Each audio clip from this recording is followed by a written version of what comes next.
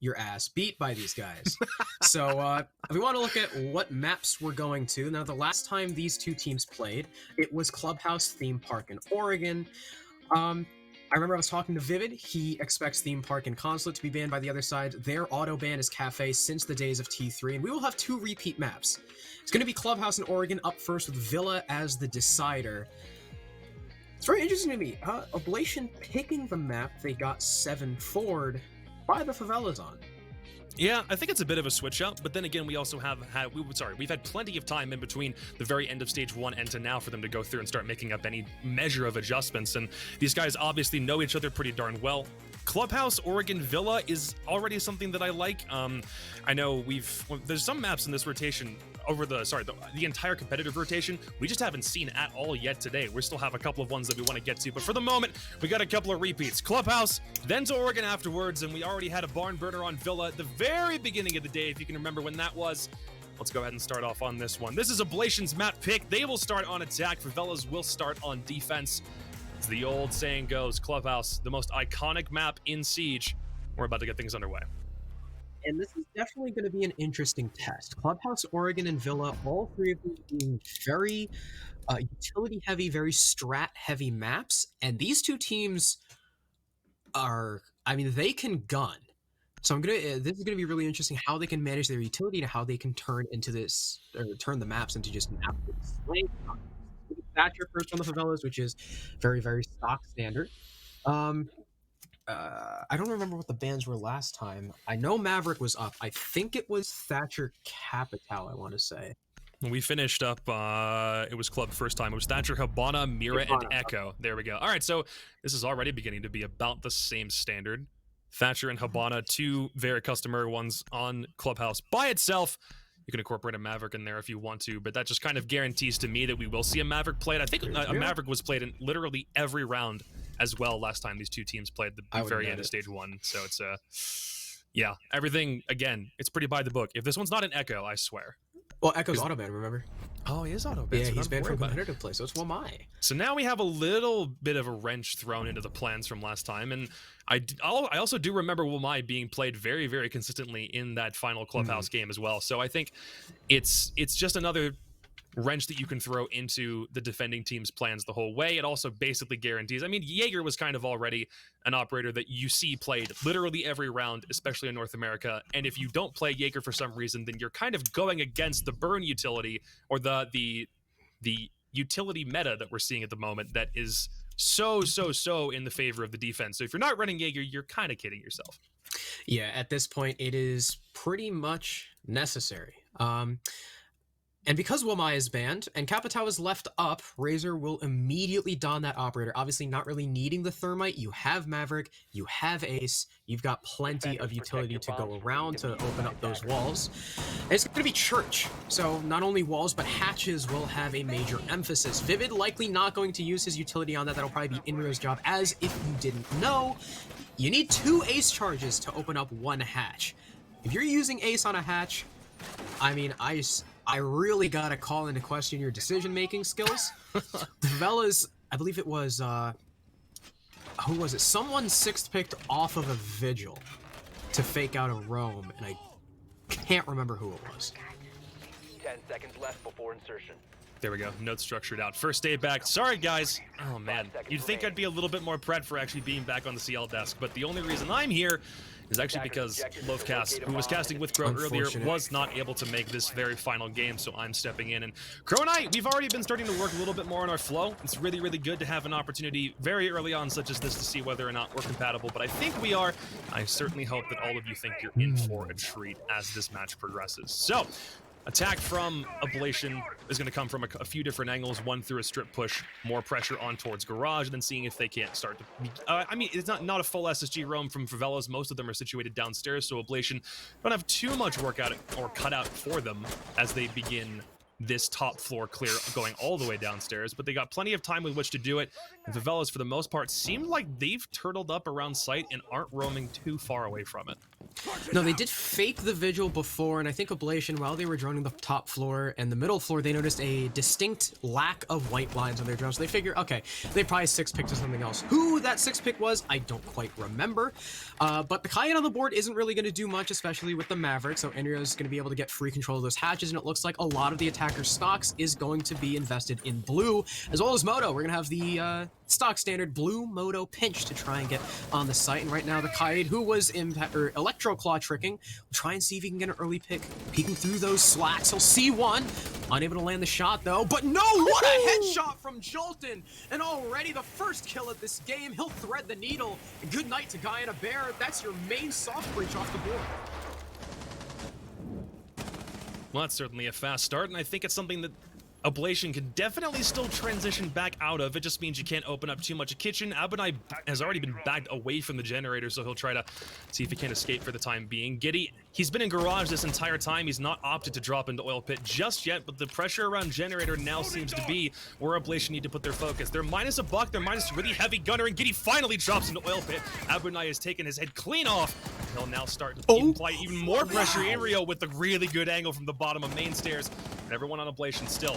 One man down, they say it doesn't matter. They just have to move a little bit faster, not having that soft destruction in hand. And already we see an improvement from the last game. I remember every time they used that Capitao to take the guy at a generator, Abonai would get away. But this time they've adjusted, they've counter-stratted. They know that he would like to move because, you know, if you Capitao the right side, obviously you're going to move to the left side of generator, so they have the cover from oil pit. Now Giddy taking another fight. He'll eat a lot of damage and deal none in return, but Kino will go down in the hands of Inrio and the Maverick. He gets traded by Jolton, pushing in through Mono, and he'll peek over towards the red stairs looking for another, but still, advantage held by Oblation. Time's ticking low, though, and through the melee, or through the footholes, there's nearly a down on the player in blue, but in the meantime, Giddy frags out Jolton. It's 1v3 for Carnage B. Where's the planter? It doesn't actually matter. I don't know where they were trying to plant. I guess it was Vivid with the diffuser over by the soda machine, and he'll be the one to finish things off. He was trying to prone through the wall and decided better of it. And Oblation will take their first attack on the church. That's exactly where Carnage was looking as well. If he had been able to prone the very bottom of church wall, Carnage would have spotted him right out and taken his head off. But doesn't matter in the long run. Oblation will go up by one to start things off.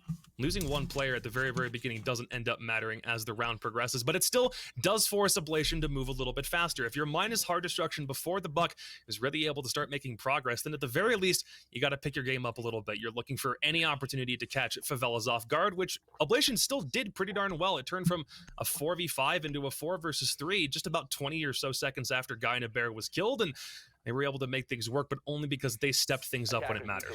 And I think the big reason as to why that, because you know the sentiment that we always love to parrot is that an opening pick on the attack is way more detrimental than an opening pick on the defense, because when it comes to the defense, there's so many just set and forget gadgets, and on the attack you have to be alive to use all of them.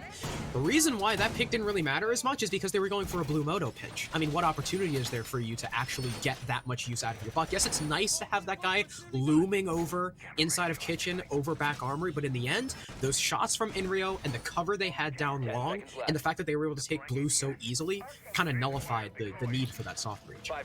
And a reminder about where we sit.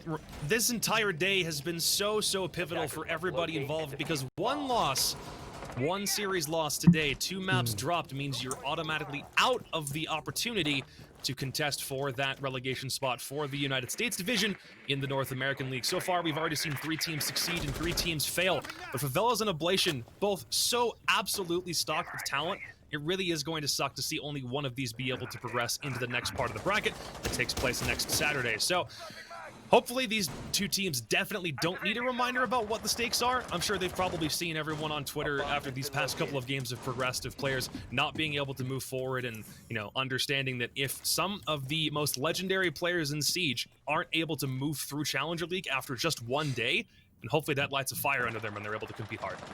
I know, and I was looking around, you know, the general consensus right now on Twitter is that after Oblation has had time to really gel with their roster after their first stage of CL, a lot of people are actually slating them in the top 3, if not top 2.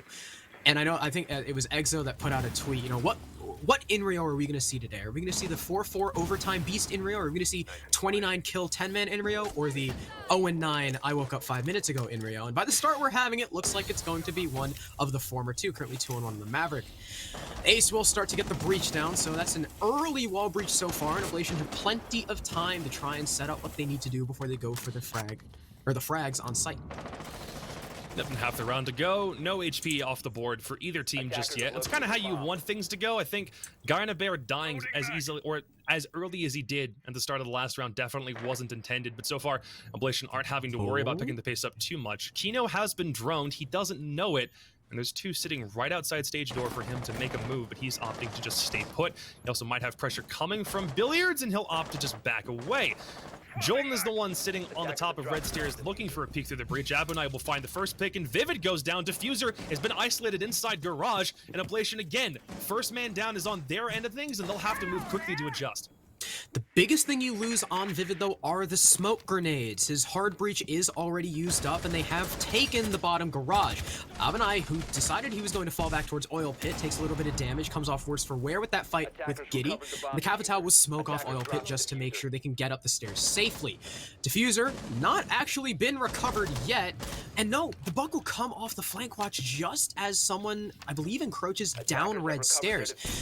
Bear will be the one to cover the Diffuser as a C4 is prepped and ready from Kino to deny the default plant spot, but there's still a man on the breach they have to worry about. I'm not playing very close to that. Oblation only have 15 seconds. There is not a lot of time for them to make this push happen. As more Capital's utility starts to come out, Bear close to the wall. Abunai could deny this easily. There's no one in a position to stop him from swinging, and swing he will. Bear is denied. 3 seconds left. Do Oblation have time? No, they're just completely shut out of the sight.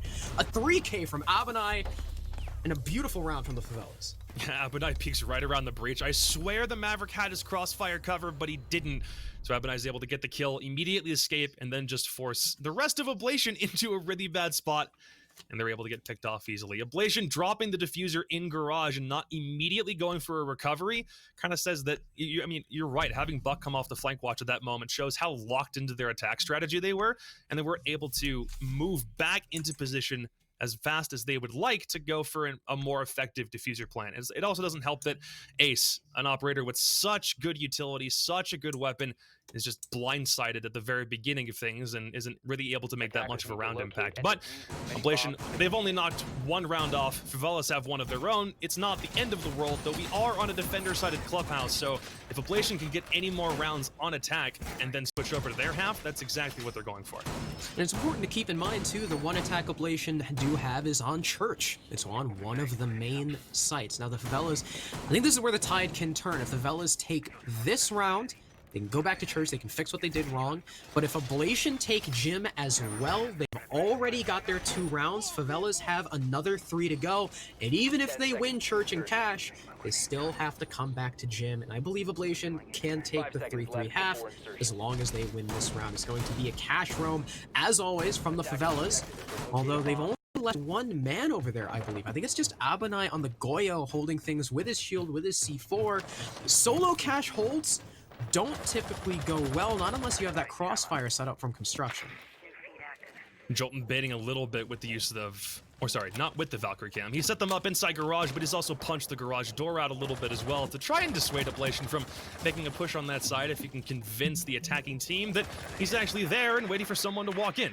So Oblation will need to take a little bit more time droning to ensure that that's not a problem, and that's exactly what Vivid's doing, trying to ascertain more intelligence before he makes his own play inside, and the cash defense looks like it's all on Jolton on the Valkyrie with one deployable. It's actually his own deployable. He's not rocking a Nitro Cell, so we'll see if it ends up being the right play, as there's now 2 shields, one at the top of red, and the other one sitting just within CCTV that is going to prevent Buck from making his way inside. There actually is crossfire coming, so it's not just Jolton by himself, but so far, even though there is pressure from Jacuzzi, and so far Buck has actually come over to make the rotate because the Maverick gets the trick back off, so pressure from CC might not be the priority at the moment, or we could see Bear rotate all the way back and we can see pressure applied from both sides. Yeah, I think Jolton's definitely taking the shield because they already have 3 C4s. You really need more. And Oblation, so far it looks like their main push is coming Jacuzzi, and their objective is only to hold those players in cash, not necessarily force them out. And if they can get in the site and do what needs to be done with that little manpower, then I mean, more power to them. Giddy's on the metal balcony. Razor getting ready to ignite the hard breach charge. I think there's a mute jammer on it, and that's what he's waiting for. As soon as the mute jammer is rid of, and that should be the hard breach charge going off. So now the players inside of Cash are a little bit pinched. And Favelas have already kind of dug themselves in pretty darn well. Oblation aren't doing a lot to try and force utility back out. They've opened up a lot of default things. Don't know how Carnage doesn't have his head taken off there, but he'll move back in, and Favelas are very, very set in their ways. They don't need to worry about a crazy rotation. Even Jolton is actually the only one who's kind of going for something a little bit risky. He doesn't have the intel, and one outside, he does, and there goes Giddy on drones. So Jolton has the intelligence, and he'll just go right for the frag, and he can move right back to site completely comfortable, and Oblation haven't applied the pressure. Boyo gets away at the last minute, and Abonai will sit behind the shield long enough for it to get blown. DS Lucas from inside construction will knock out Razor.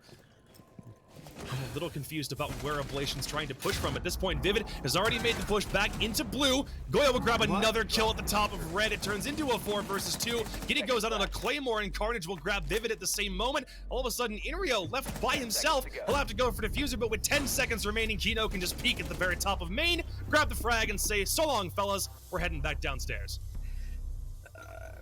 That was a huge misplay by Bear. You see the way they were pushing is, you know, have the guys push construction and master and Jim and whatever, and just have Bear outside the breach, make sure the Goyo can't really get away because the Goyo had already crossed, but Bear missed his shots. Those were crucial, and that resulted in him dying, the Capitao going for the refrag and getting killed by the guy in construction, and another death as for some reason with 15 seconds left in the round and with the push coming down, another player decided they wanted to try and frag the Goyo behind the shield in red.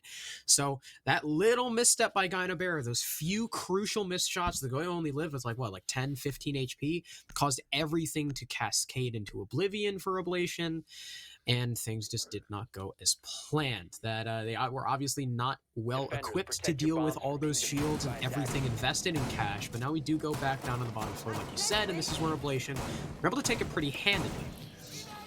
Yeah, they didn't want to go back to Church on their previous defense. They opted for Jim and try to see if they can't, you know, still execute a full site rotation, even though they didn't win Church on their first attempt. And I don't know if that's because they don't feel confident, if only because Oblation won it the first time, or if because they would much rather just try out a different site. Jim is obviously a bit of a harder one to hold than a site like Church or like the top floor, but I'll still give it another try because the alternative at the moment with 2 other round wins is bar stock, and that's just not going to happen. The question is, what can they do to readjust to Oblation's attack the first time? They had a man advantage, and then everything just kind of steadily fell apart. A generator push plus applied pressure from main stairs, and all of a sudden it was all she wrote for the Favelas as Oblation just storm on in. It's just a question of how Oblation, or sorry, of how the Favelas are able to make a correction. They're sitting up 2-0 right now. Sorry, 2-0? I can't read. That is a 2-1 scoreline, Jacob. It's your first day back. You can't make these mistakes. Yeah, I think, I'm not sure what Oblation could do differently that's really glaring. I mean, the fact that Abonai got flushed out by the Capitao is kind of unavoidable. Maybe rotate back into Church from blue instead of trying to push down from the hallway. Maybe just give up Generator a little bit earlier. I mean, otherwise, if you try to push Oil Pit with the way Oblation have been taking it, there's really no getting out of it.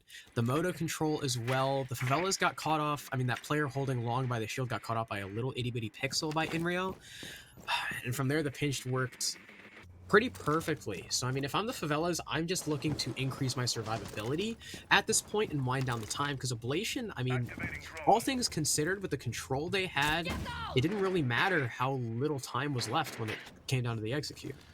And they just haven't been super aggressive on their takes up to this point, which is kind of what I'm hoping for, but whether they're able to execute is a much different story. Jolton is going to get forced off of the hatch right as he goes for the trick, and he still does have 1 electrical in his back pocket, but he'll use it on Church Wall instead. Might have just given up all of Moto Hatch control to Oblation if they opt not to go for a retake or apply pressure upstairs. We saw this in the last game as well. Favelas are much more comfortable just sitting on site when they're downstairs, and Giddy makes him pay for it. Abunai is the lone man sitting on Generator, and now he'll have to find a way for the Favelas to just stick on site by themselves. They didn't put anyone else on a deep roam like they did with Jolton as the Valkyrie in the last round. Instead, everyone's sitting on site, not moving, waiting for Wrangles, and right now, they're the ones in the man count. Oh, that does suck. Yeah, the funny thing is too, when I said, you know, maybe the change for Abinai is rotate back into sight rather than deeper into blue, and Giddy heard me, I guess, and was ready to catch him as he tried to escape into Arsenal.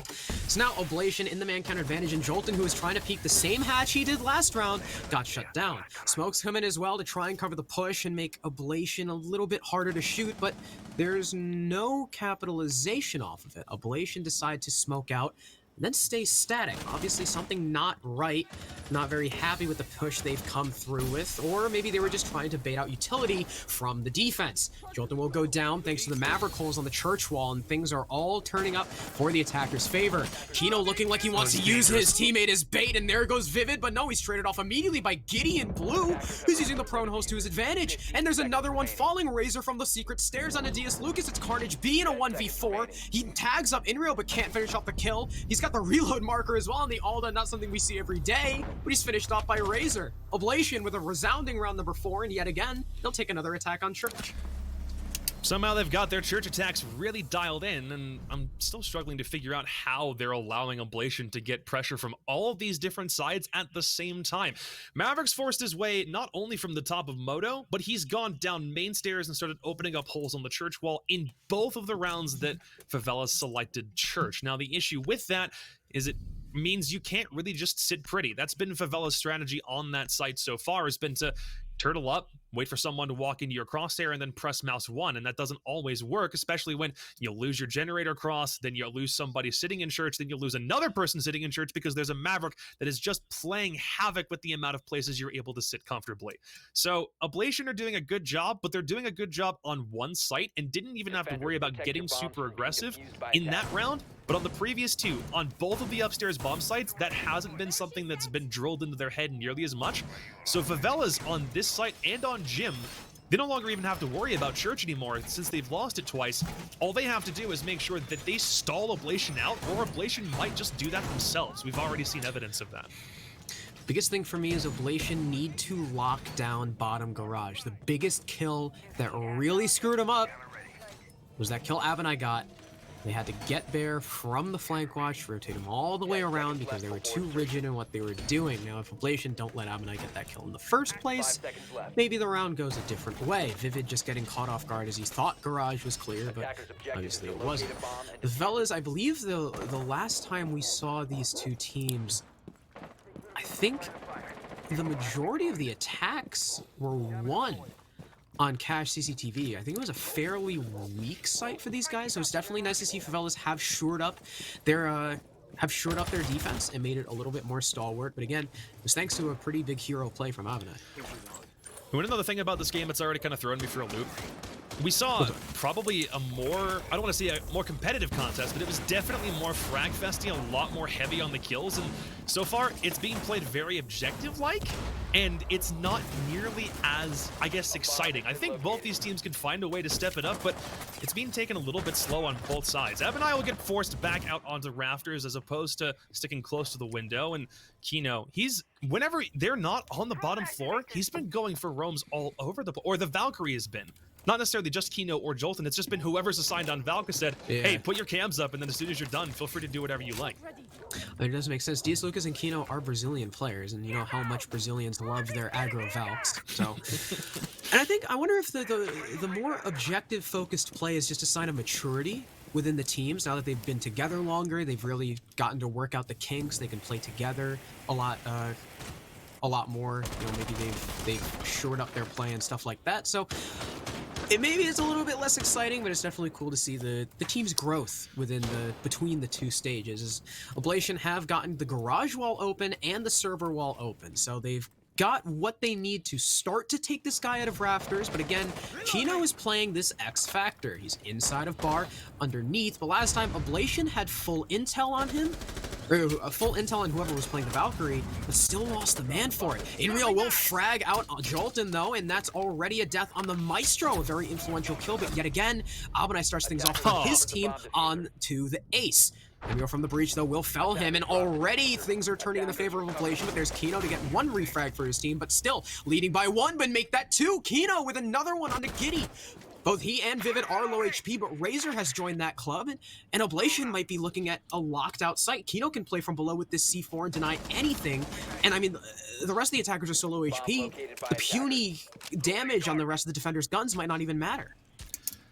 Kino will be forced back out, so he won't be able to put the C4 on the bottom of default just yet, because the Capital is giving him a little bit too much pressure. He's been forced back into stock, and that should be where Razor is trying to pressure. 19 seconds to go.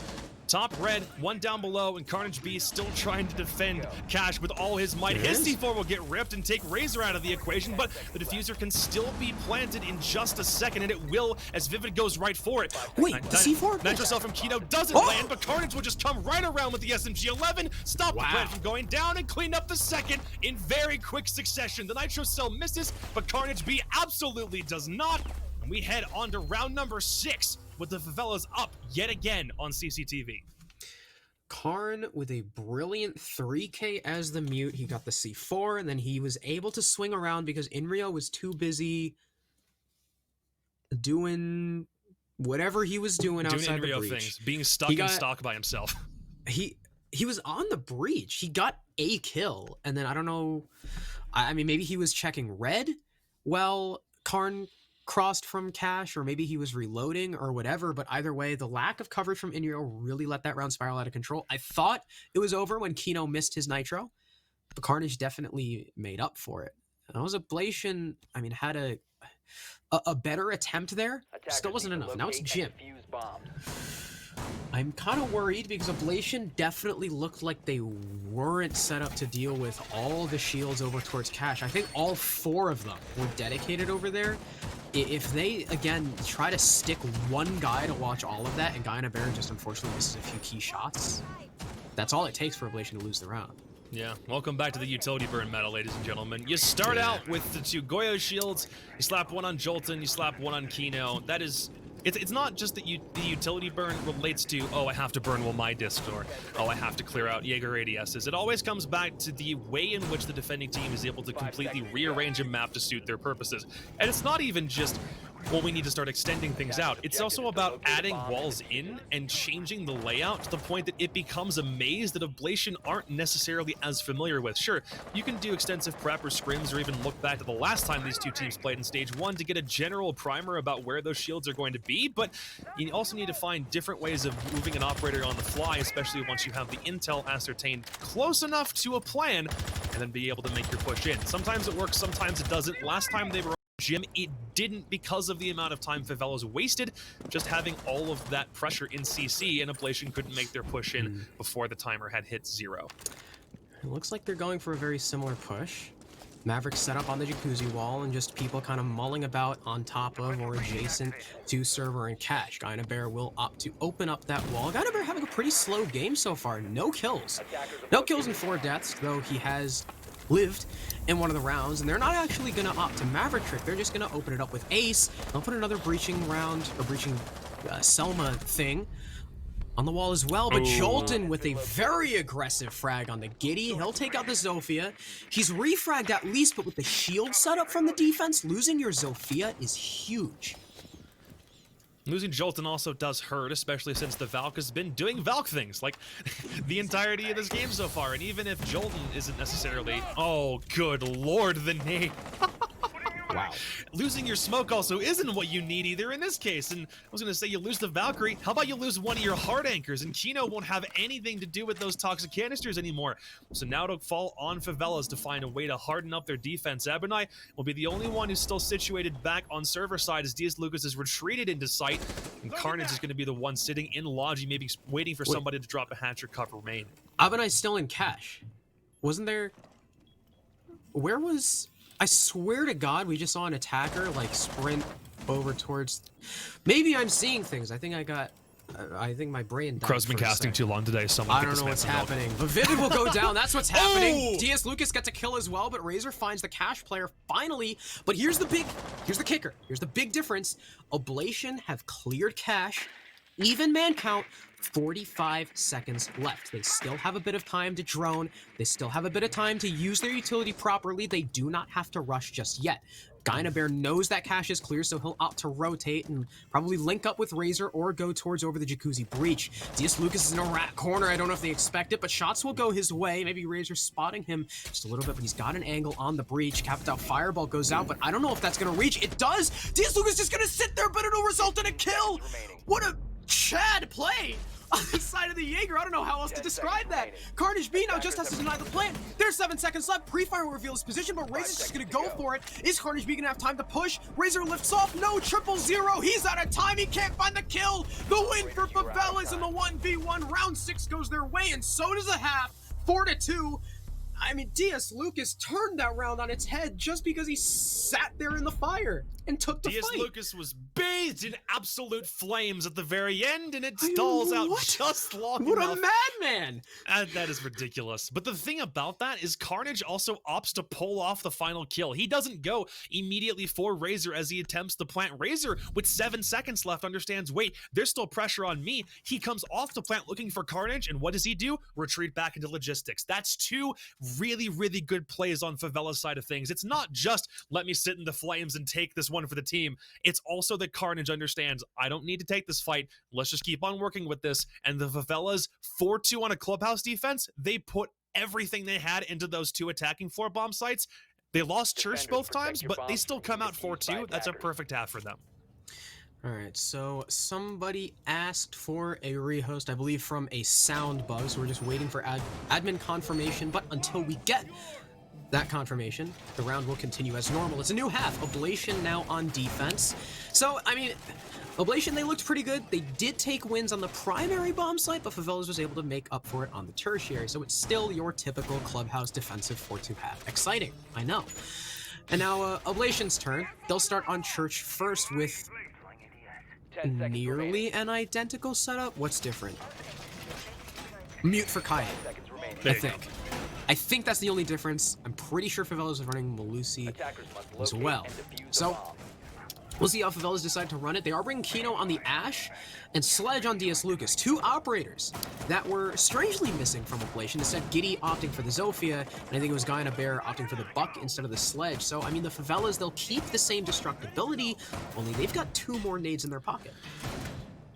And still worthwhile to mention that for both Oblation and Favelas, you don't really want to lose Club if you can help it, but this is Oblation's map pick, so I think it's still something that they can work within. And at this point, in the last time that these 2 teams played, it was definitely still not an insurmountable task for Oblation, as I believe they pulled that one back pretty close, if not winning it straight up outright. And I believe, no, actually, this was the map where Favelas won 7-4, so Oblation have a little bit of a tall task ahead of them to prove that they've counter-stratted Clubhouse effectively enough to keep Favelas off their tail. But yet again, a reminder, you lose 1 series today, the very first day of Challenger League in Stage 2, you're no longer in the running to be able to qualify for that United States Division relegation game, so this game still absolutely matters an incredible amount. Yeah, again, you know, 1 loss. 1 loss, and you can no longer make PL. So, a lot riding on this. And Favela's already making their way down blue. Capitao ready for the clear. Razor has nothing to deny, so he's kind of at the mercy of the flames. It's actually... that had to have been a mistake. I believe it was, yeah. He smokes out, and then the Jaeger's able to retake, and nobody still loses the fight to Kino anyway? That is unfortunate from Razor. That's a bit of a misplay. He was too busy trying to hurriedly get back to his position. He didn't have his gun up. That's essentially a free pick for Kino. On either side of things, just keeping control of Generator is something neither team's been able to do very effectively, and it's already starting to cause havoc towards what the Church defense looks like for either side. And Favela's lost it twice. Oblation going to it the first time, trying to prove that they can flip the script. Bear will automatically assume Razor's position inside Generator with a little bit of impact nade distraction, and just wait for someone to come back down blue stairs, and he'll find Abunai, evening the man count to 4 versus 4.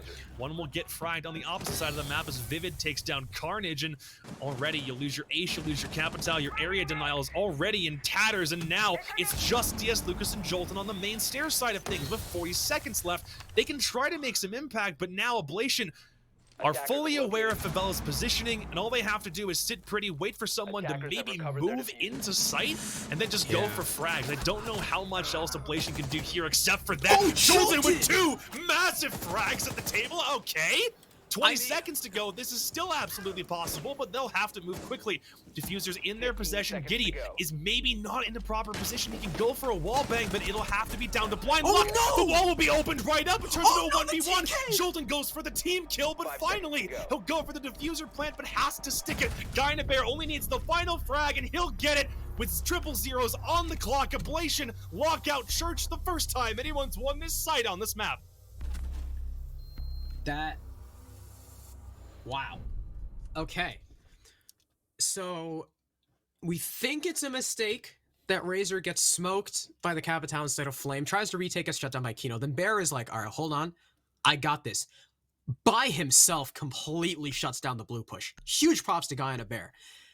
Vivid gets the frag in Moto as well, just wide swinging. And from there, it's like, okay, you know, it's a what is it, a 4 versus 2 at that point. It's looking like it's over. Oblation probably going to lock this out. Jolton just peeks the Moto door and gets 2?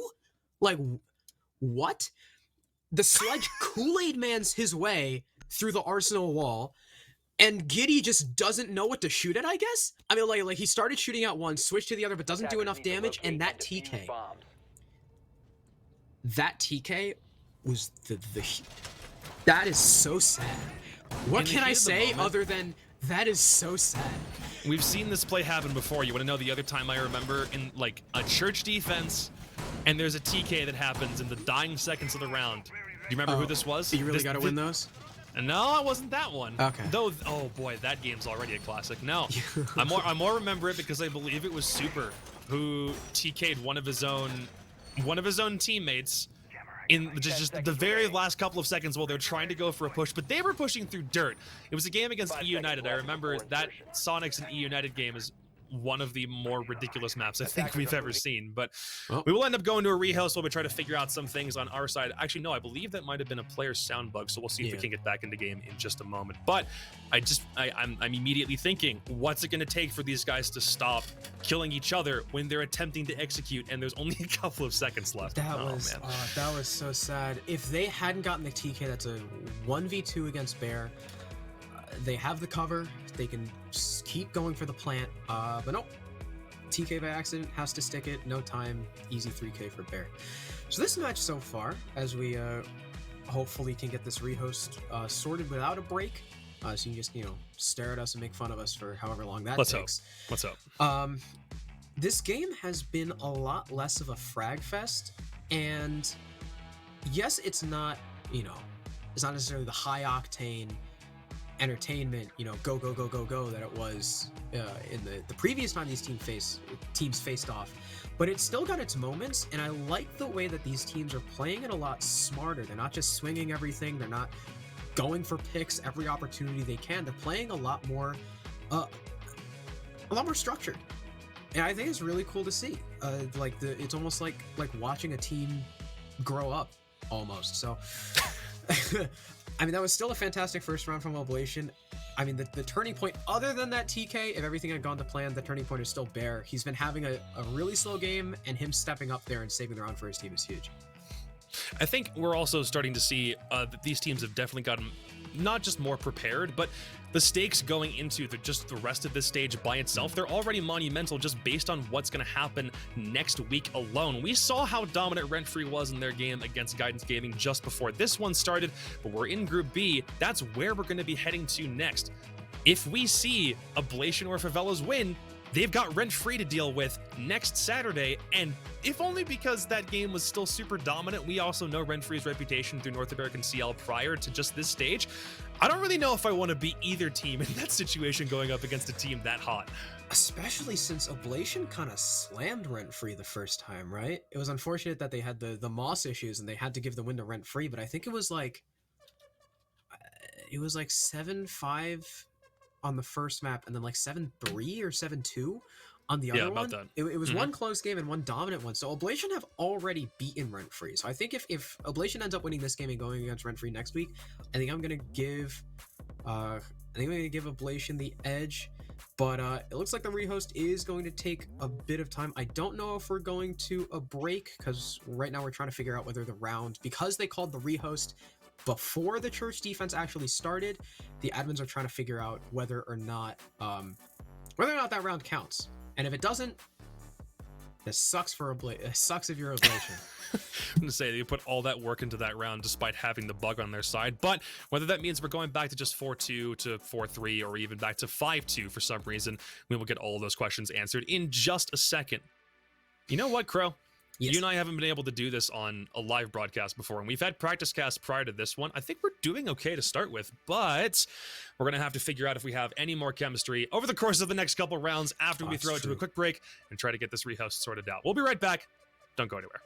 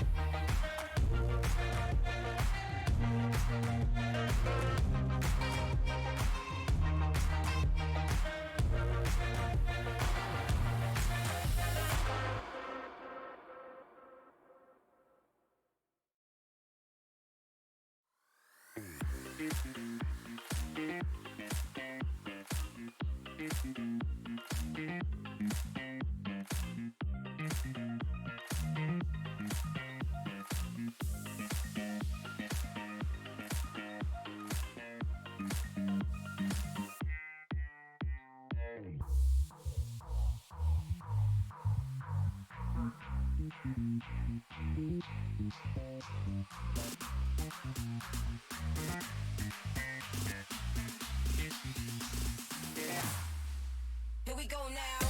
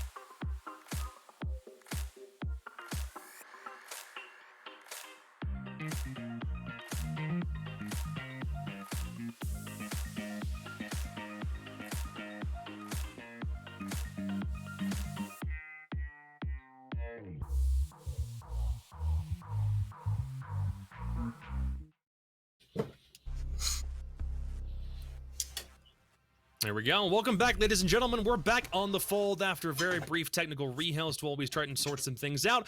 And the word from the administration of this match is that the last round will count and we will stick on 4-3 as opposed to canceling that previous round out and moving to 4-2. Crow was ecstatic about it in the break because now it means literally all of our notes get to stay the same and Oblation doesn't have to worry about having that round called back. So it's a win-win for everybody. And I know on my side of things, having to have one round called back because of a technical issue is just a killer to the team that wins that round to begin with. So it's good that everything stays consistent.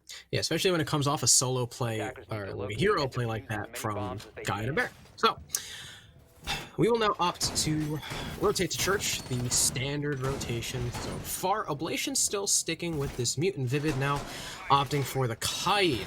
I wonder where he's going to put the Kites, because there is a Maverick. So they can just, you know, Maverick the wall, and then it's... I mean, the Kite becomes kind of a moot point. Maybe they're going to put him on construction because the Maverick doesn't usually go to construction. Maybe they'll put him on like one of the garage walls, but either way, you don't normally see Kite played when there's a Maverick up. 5 seconds remaining. Come back and checking through to see how this one fared so far. Favela's won this site twice on their defense and now have to attack it in basically the same way. Operator lineups aren't getting too much of a facelift for either side of the ball, and anytime you leave an ace on the board, you're gonna take an ace, or you're basically trolling in the same way that if you leave a Jaeger on the board, well, never mind, you don't ban Jaeger, you always play Jaeger, and if for some reason you ban Jaeger, then something's very clearly not going right. So in this instance, I think it's still a smart play for Carnage to still be on a hard support role. I think that's what he was on the entirety of stage 1. So they haven't made a switch for him, but Jolton will be the one to get knocked down, and all of a sudden it's just Carnage on the hard breach. That's, oh boy, to lose that right out the gate, that's not what you want. There's not even 45 seconds gone yet. So Inreal kills the Maverick with the FMG-9, and now here comes the push inside of Lounge. Vivid gets distracted by the drone. A little bit of a bait there from Kino, but he can't finish off the kill just yet. Vivid will stay alive for now, as Kino's a little bit too nervous of pushing in and confirming it, and he rightly so. Guy in a Bear is bottom red, just waiting for him to push in, using his teammate as bait, and Razor inside of bar, creeping up as well. So Vivid will skirt to safety, but no, from inside of stock, there's DS Lucas holding the angle. Razor caught off guard, and now advantage in the Favela's favor. They were able to kill the Maverick again. You know, that's a huge pick, but with the man count slowly falling away for Oblation, doesn't really matter. Vivid at least will get picked up though, so we're back to an even 4v4. Still with half the round to go. A 4v4 with an even man count, it's still beneficial on both sides of the ball, but right now Oblation probably knocked a little bit worse for wear, especially if Razor can, you know, make any impact with that 416. It's not going to be the case anymore. Kino with a wonderful angle as Vivid gets knocked out, heading to Secret. That's a phenomenal pick, and with a minute left to go, all of a sudden everyone at Oblation seems like they're out of whack. Vivid repeat, and I don't really know why. I mean, maybe he was trying to escape to Secret, maybe it wasn't a peek at all, and he just got caught, but either way, a little bit of poor decision making there, and the Kaid will fall. That's a C4 off the board, and obviously playing downstairs, he was playing for that denial. So Favelas now have that all-important pinch out of the site. They have the wall open by the breach. They have players inside of construction ready to open the construction wall. I think it's going to be Carnage B on that roll. Giddy can deny it with the impacts, though. And I mean, if he takes away that one ace charge, that cuts away a significant entryway for the attack. Giddy's already getting pressured into a corner, and that wall that he's using for Sanctuary has been blown before he's able to get the impact trick, and now he has to stare down the open gaping hole of the CCTV breach wall. Inrio will also try to deny with the toxic canisters for a couple more seconds. Oh, the swing! Peek from Giddy, he'll grab Abunai, but be down retroactively. Is now Dynabear trying to hold down on his own at the top of red stairs. He'll have to move all the way back. Carnage will get the kill on Giddy. Will immediately start going for the plant. Inrio, he has no idea where this diffuser is being closed off, and Dynabear will knock Carnage B right off of the diffuser. Oh my god. I'm still trying to figure out how we got to this point because everything was ring around the rosy for a solid 45 seconds. All right. So Maverick dies. That effectively, you know, makes it so that the breach is going to be opened a lot more slowly. They do eventually get it open though. Ash does a great roam clear. She gets 2 kills. And then the side execute comes down. Giddy swings wide, gets the one on the breach. Dynabear gets a C4 kill, and then everything just kind of goes to hell for the Favelas. The sledge was so busy covering the server door that I guess he just forgot Dynabear was top red, and Dynabear was just able to sneak by the green box and shotgun the planter down. That was definitely very confusing positioning from both teams throughout that whole round, but Oblation take advantage of the chaos. They come away with their cash defense. Now, ladies and gentlemen, we're all tied up. We were just talking before this one was getting back out of the rehost. We were like, wait a minute. Why isn't this one nearly as fun as the last time we saw Favelas and Oblation play? And then we see rounds like that, and all of a sudden it brings back memories from that original match that we saw on stage 1 where everything was back and forth, kills were coming out left and right, and sometimes even we were left gasping for air as we tried to find the words to describe how these two teams play one another. We only sit at 4-4, and so far, it's not nearly as back and forth of a contest. Oblation are keeping things a lot closer than they did in the previous game, but it does seem like if they're able to stick with this kind of momentum off of a win like that, maybe, just maybe, this match can pick up a little bit more. It is important to remember last time they played, it was a 7-4 win for Favelas. Excuse me? He pre-fired the server window. The bullet went through the server window, through the wall, and killed DS Lucas. Is that the longest accidental TK in Siege history? Freaking what? How are you that unlucky? Jolton just said, you know, through the window, through the wall, goodbye. And now, I mean, no more nades, no more sledge. Of all the accidental misclicks, of all the pre-fires, that was like one bullet too. That wasn't even a spray. No, it was genuinely here. Let me just pop a couple of bullets into this barricade and see what happens. And yeah, it's also the second time we've seen. I think. Oh it's wait, the second wasn't time. it Jolton last time? Wait, I think it was the same people. I think it was Jolton onto DS Lucas. Oh, for the love of God. Well, Razor will actually get a legitimate kill and not a TK, and all of a sudden 2 more kills will ring true as it turns into a 2 versus 4. It's just down to Jolton and Abunai on different sides of the map. Jolton can retain the diffuser, but all of a sudden, with 1 minute and 30 seconds to go, Oblation being very uncomfortable the last time they were upstairs. Now they have all of the map control in the world. Jolton doesn't check for the ADS, and there goes the nade. I think that's... Nope, he's still got 1 in his pocket. It's not totally the end, but it's a 4 versus 2. With this much time left, I don't know if Favelas really have a chance. It might be all she wrote already for this team. Yeah, there's still C4 in the Valkyrie. You've still got your Maestro up. Again, the Favelas have no trade potential whatsoever. It's going to come down to straight 1v1s, and that's the first loss for the Favelas. Swing from the construction side, Jolton gets 1. Dynabear swiftly trades it back. Oblation now will retake their lead. And they'll take their 5th round. Did Lemony Snicket write this round? Because that was a series of very unfortunate events. What? That's a reference. We... Of all the things you could have pulled out of your hat, you pulled one of... Okay, all right. I see how this is going to be. Listen, my mother used to own a bookstore. What can I say? So you have your wonderful linguistic skills that also happen to include a certain word that should not be said on broadcast ever from having been in a bookstore because your mom owned a bookstore. Yes. Yes. Exactly. Precisely. I was raised in a very Asian, very book-heavy household, so I know my literature. Any sportscasting career was just kind of the next step for you, or it was inevitable, right? Because I was like, oh, English major, not computer engineering major, Casting for facing. It's like a flow chart. You had a tier list of all the different things you could have gone into, and you landed on this one. How did you land on this one? I don't really know. It just kind of fell into my lap. Well, congratulations. Welcome to Challenger League. We're happy to have you. Yeah. Oh, well. All right, so back down to Church. Oblation have completed a perfect site rotation. It turns from a 4-2 into a 4-5. Basically out of the blue. We obviously have the tech rehouse to worry about, but now Oblation have a 2-round win streak after the rehost, and so far they're beginning to pick up a little bit more steam. I also don't believe in their previous contest on Clubhouse that Oblation had a lead. Really, it might have even been at any point during that map, but especially towards those last couple of rounds. This was already the last map was 7-4. So Oblation are already proving that they've made lots and lots and lots of adjustments in order to make sure that Favelas don't have the upper hand here.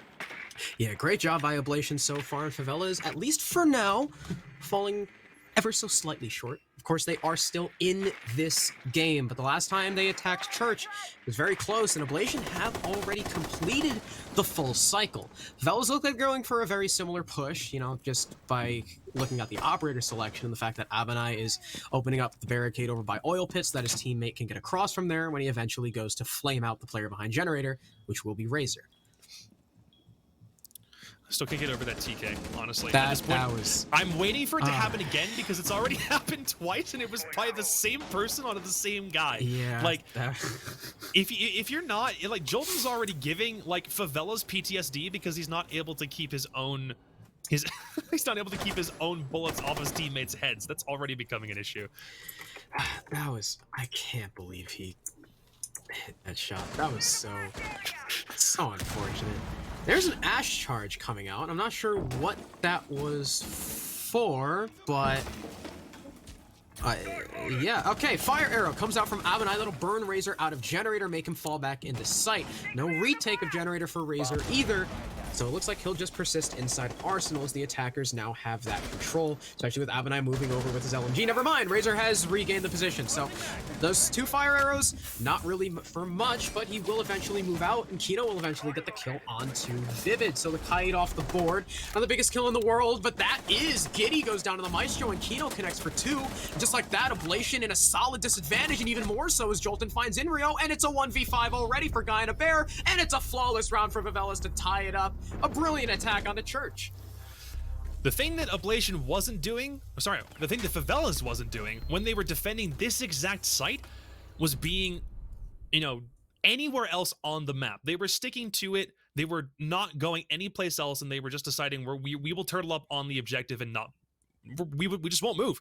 We'll wait for Oblation to come to us. Oblation are able to pick that apart, but in this case, Favelas are the ones going aggressive. They decide they don't want to waste time. They won't mince words. They'll just head straight down, apply pressure from multiple angles at the same time, a lot faster than Oblation did on almost any of their attacks. That was the thing that Oblation was just kind of keeping in their back pocket. They weren't really exploding out of the corner and going for picks where they were available. Instead, Favelas do the exact thing that Oblation could not do and tie us up at 5-5. Attackers need to locate and defuse as many bombs probably one of the most well-orchestrated site rushes I've ever seen. Not a single refrag there from Oblation. Fellas just winning literally every gunfight they took. Now Oblation says, surely they can't do that again. Surely, right? They'll try for Church. They'll try for Church a second time. Not with the same operators, though. They figure, you know, a big reason why site rushes like that are successful is because there is plentiful intel for the attack. A plethora, one might even say. Big words. Oblation are like, no, mute. It's mute time. We don't wanna let you get your free drones in here. Vivid will pick up smoke dropped by Inrio, so they'll have those gas cannons still at their disposal. So I'm gonna see if Favelas take nearly as fast a route as the previous round. We will require the full 12 rounds at the very least for the first map, and as a reminder, this is NACL. This is a best of 3, so if we need Villa at the very end of things, we'll get there, but Oregon is still guaranteed. Next up on deck, a map that we already know that these two teams have previous history on. Once we get through Club, we're heading there. It's just a matter of whether we need overtime for this map as well. And Favelas, They would much rather this go in their favor, considering it's not only Oblation's map pick, but they won this. Last time these two teams played, they have every expectation that they can do it again, and they've already forced pressure down main stairs to see if they can't make this round about as fast as the last one. Kino's got a drone looking under the barricade on the main stairs, looking for anyone who spends a little bit too much time in the hallway. The Favelas, again, I believe, setting up for a very similar push, except Kino has been dispatched over to the main stairs instead of helping his team in blue. Now, from upstairs, the barricade will be broken, just so they're not wise to Kino's position just yet, but the missed fire on the player in the church doorway will reveal the fact that there is a player down on main. So now Oblation will probably be a lot more wary of their rotates through the long hallway, especially since, well, now Kino has abandoned that push and has rejoined his team inside of blue. Now, compared to rounds past, we're also still sitting at a 5 versus 5, and there's been a little bit of HP trade. Guy in a bear and Giddy, and now Razor off, I believe, an impact, and now Razor's dead. Speak of the devil, Abunai grabs the frag. Now it turns into Guy in a bear looking for something to stop this kitchen pressure. Nitro will get ripped, and Carnage will be right in his path at the perfect moment. You see that silhouette heading straight toward the Nitro. You think, oh no, what's about to happen? Dead. That's exactly what goes right, and Jolton now trying to apply pressure and force the Wamai out of the position past Armory. Kino has generator control almost by himself. Actually, no, the smoke canisters will still prevent him from being able to take firm control. Now Benai will also apply pressure from the opposite side of generator, but he'll have the Maestro to contend with nearby the AK wall. Diaz Lucas will get one. Abonite grabs a second. A 4 versus 2 with 45 seconds left. Abonite grabs his third kill all the way past in dirt, and Kino will clean up as Inrio falls to the R4C. The Favelas on map point all of a sudden. 2 straight successful church attacks. We will need round 12 to decide if overtime is necessary. Wow, Favelas are really cleaned up their church attack. If Bear's not 3K'ing, I guess Oblation don't win that. Another beautiful pinch onto the site from the Favelas. Blue control was all they needed. The players trying to rotate back got caught out. I mean, how many players got caught out rotating in that round? At least like 3. Just trying to move between rooms, and the Favelas was ready for them. Map point on Oblation's pick, and we might yet again see the Favelas beat them on Clubhouse. All of Oblation's hopes, at least for overtime, now riding on CCTV cash. That was the exact same play both times, from Favelas to pull out a win on Church against Oblation, who should not, or should at the very least understand what it takes to go for the same site 2 times in a row and not go for an offsite or one that they've already tried previously. They stick to their guns and they want to go back to Church, but don't do any of the things that would be necessary to make it worth it. They don't, adjust on the fly. In Favelas, at the end of the day, they're making them pay for it. They have the pressure from as many angles as they basically want to, and Oblation just can't do anything to stop it. I think, I don't want to say that they're on the back foot, considering it's a defender-sided Clubhouse. It's a map that they've chosen. They won 3 straight sites in a row to complete a perfect rotation when they went on defense, but all of a sudden, things are already looking a little bit worse for wear, or a little bit lacking. All of that momentum seems like it's been stalled out, but that's just on one site. Can this be corrected by heading back up to CCTV? We'll have to see. Of course, Oblation did take a perfect site rotation, so Jim isn't completely a given for Favelas just yet either. Well, if you look at the kill counts on Oblation as well, since the rehost, only Guy and a Bear is positive. Is not a good look so far, especially with how frag heavy both of these teams are. And I mean, on Favelas, you got Kino is 7-2. Through and through, the big star player since that rehost at the beginning of the last half. I think it was round 7 that we had the rehost on, and Razor will be going for a very deep roam over towards Strip. He's just shooting drones, distracting the attack for as long as possible, and he'll likely regroup with the site players when the time comes. Again, it's going to be Kino playing this key position, and this is where he found a lot of his influence the very first time they attacked Cash, and hopefully Oblation don't expose themselves too early to the Ash. I think at this point, Favelas can sit confident knowing how effective their previous 2 attacks were, but also knowing the meta that we sit in, and also now knowing that they're down by a man as Razor grabs Jolton. Now all of a sudden, you need that previous aggression that you had in the past 2 rounds. Abonai will grab 1, and Inrio will refrag him almost immediately, so Capital and Maverick both disintegrated, and Carnage B, the man with the diffuser, the man with, I believe, He may not even have that many Selma. No, he has one Selma charge in his back pocket. I need to look at the right thing on the overlay. Jacob, you can do this so much better than you are right now. He'll be the only one to really provide any other impact in the round as opposed to reinforce walls. Kino and Diaz Lucas can both still try to do something here, but right now Oblation can not get super aggressive, whereas Favelas need to do that exact thing themselves.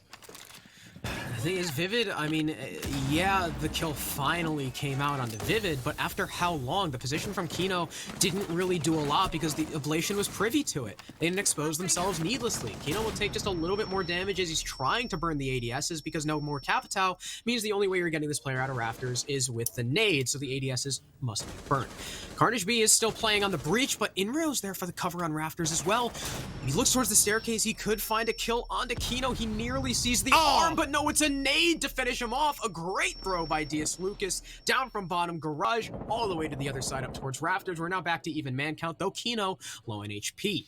They see the Ash over towards the garage window. Maybe the Maestro able to get some key shots, but now Kino will just opt to destroy it with his Ash breaching round. 15 seconds left, and the rush through the breach has to come soon, but from downstairs, yet again, another flank watch kill comes through. Razor goes down, as I don't think he stopped moving forward through this entire round. The C4 will hit, though, through the wall, but Diaz Lucas trades it off. It's all up to Giddy with the Alda. He sprays one, he sprays two! Holding left click is the secret to playing Maestro, and Giddy will prove that. Oblivion take round 12, and we're headed to OT. Oblation have no rights to win that one, and they pull it out in the dying seconds of the round. Giddy going huge on the Maestro, and we will require overtime on map 1. Back and forth we go on the second half of Clubhouse, and this, Crow, this is what we were seeing last time these two teams played. This is the kind of thing that happens when you put Favelas and Oblation in the same map at the same time. This kind of action is exactly what we were talking about earlier. And I am so glad we got to see it again. And I am too. These two teams are, I don't know what it is. They're just so exciting to watch. They're all such nutty players. And when it comes down to it, if all else fails, they just run at each other and kill each other. And it's great. So, like that round, I don't think Razor lifted off W for that entire round. Like, he was constantly moving through the map. He was able to find picks. That flank watch from the bottom of garage, they knew he was coming. I thought that was GG's, but Bear denying the plant, and Giddy, of course, 81 bullets. That's all we gotta say about that engagement. They lined up, and against the Alda like that, not very much a chance you're winning unless you hit the head of the Maestro, which unfortunately the Favelas didn't. So overtime and Oblation have been given the gift of defense first, and this might be where it starts to spiral downwards for the Favelas. Well, overtime on the first map should be a pretty good indicator of how close we can expect things to be, especially considering we went to Oregon. Didn't that also went to overtime the last two time, or sorry, yes, the last time Oregon, these two guys played? It was 8-6 for the Favelas. Right, which, even regardless of how this one shakes out, that's already kind of proof that Oregon will probably be just as close of a contest, if not closer. That's the only new battleground that we will go to in the event that we even need to go to it. Favelas and Oblation, they've got each other's number. It could literally come down to which team has the ball at the very last, like, part of the game. It's not even that one team is better, it's just who has the advantage with split seconds to spare. That could definitely be the deciding factor, is Enrio's just posted up in the rafters, denying drones, and Kino will yet again be on the main door flank watch from Wolf over towards Lounge. Razor yet again roaming downstairs. He nearly catches Kino, does a lot of damage, but is finished off by the Ash. A great headshot along all the way across the bar. And that's your primary roamer off the board. That was a huge kill last round because Razor got the Maverick. Now the Maverick is going to persist, and they still have that hard breacher available. And now Giddy running the Valkyrie instead of the Alda that saved him last round. Things are looking, at least at the beginning of this round, pretty decent for the Favelas. Oh, the cam. I don't think they've realized that this is a thing either, but now they know the Mav is downstairs, and now Inrio will still get taken out of commission. So you lose your Jaeger, you lose your smoke, and at the moment, yeah, I'm trying to figure out the placement, but Razor was the one who was playing that earlier. Guy and a Bear will still grab Kino, but that is just that one flank from downstairs, and it's not the intel that they have on Jolton as the Maverick. They can still use that if they want, and oh my god, look at this. Oblation, 2 members are dead, but they have 3 nitro cells still in their back pocket, and all they have to do is sit pretty, give it a couple of seconds, and see if Favelas just come right in their way. This camera might be what they need, but no! He'll get slapped off the window! He has all the intel he requires, and he still can't make the play. He will get rezzed again. There are no points, so Favelas are not aware that Valkyrie's been down unless they saw her get down off the windowsill. And oh no, Jolton will still clean up Vivid at the very end. So now the 2 nitro cells will have to come burning through. One of them is lost. It's down to Giddy. He's got fire and flames and so many members of Favelas surrounding him. It'll be another one for them, and all they require now is one more on defense. And we'll send us to Oregon with them up by 1 map point. That miss from Giddy.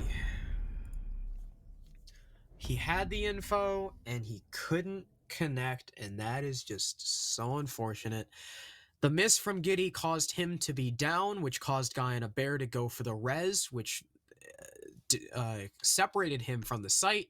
Vivid felt pressured. He felt like he had to make a play because he was alone. He descends down red, peeking close.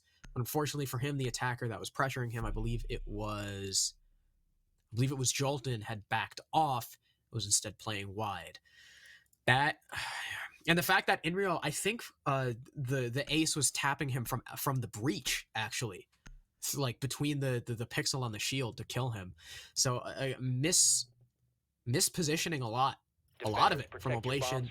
Some key missed shots. They're going to drop their first cash defense. That was definitely a site they were banking on taking because they have a 100% win rate. Both teams have a 100% win rate on it.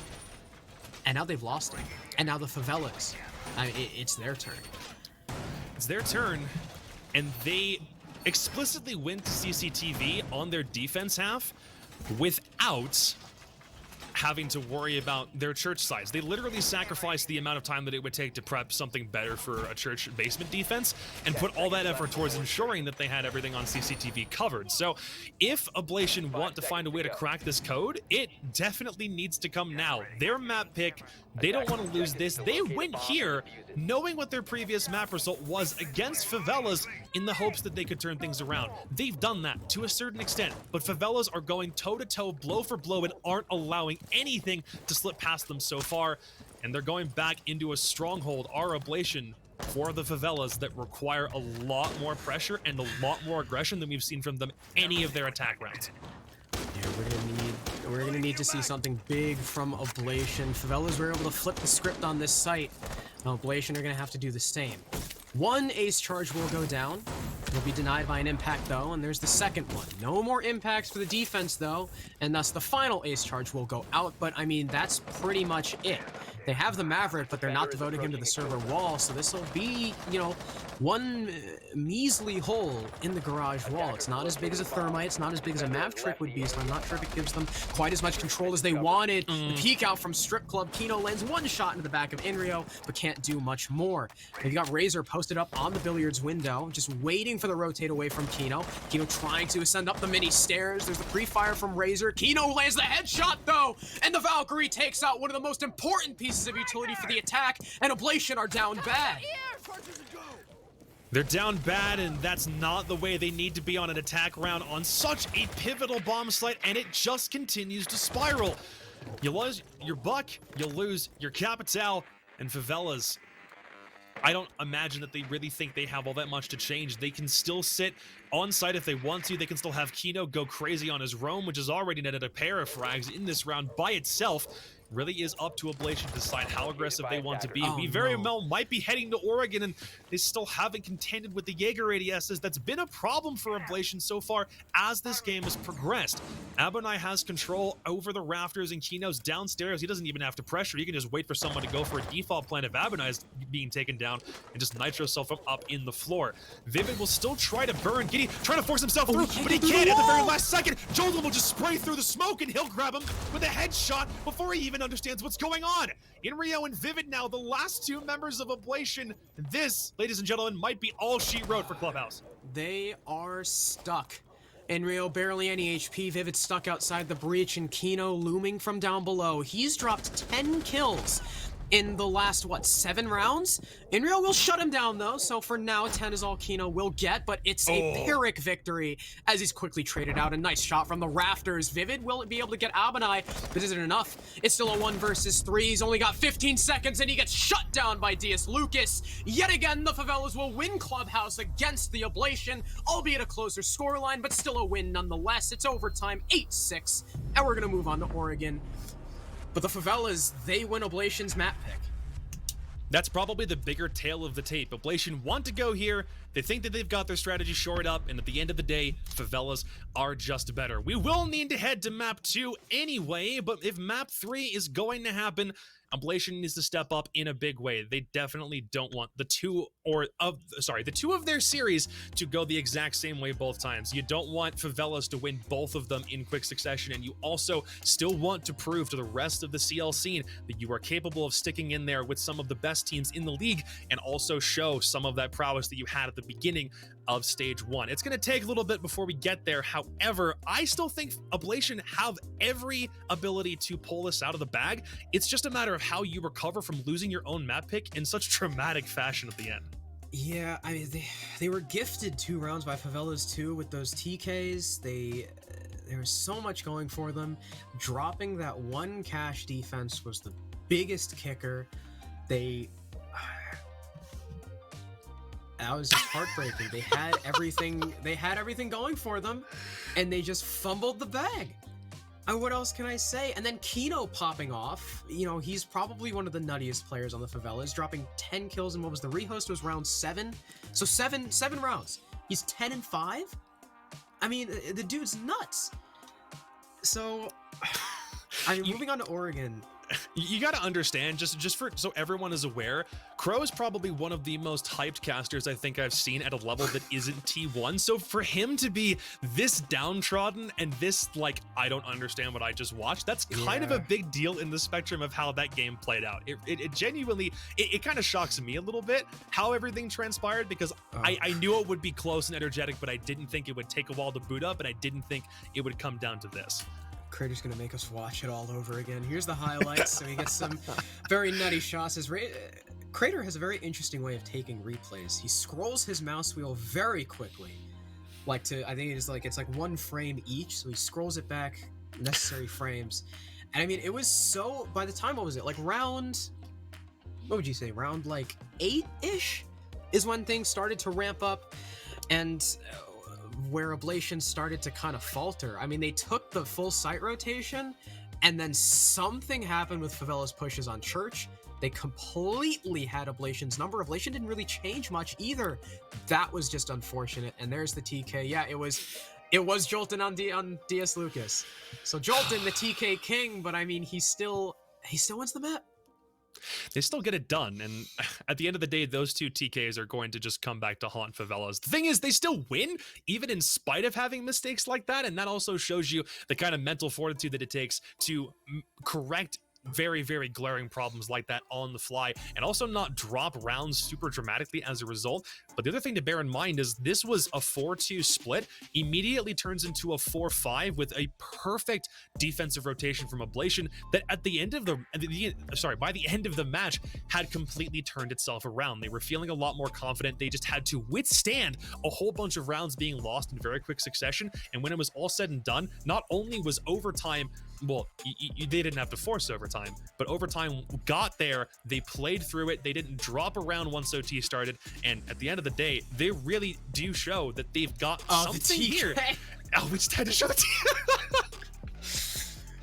you. Moment like that. That was just for us, huh? Production is screwing up the monologue that I didn't have prepped in my head by showing us a replay like that. That was a completely separate replay, too. We did away with the replays, came back to us, and then came back just for that TK.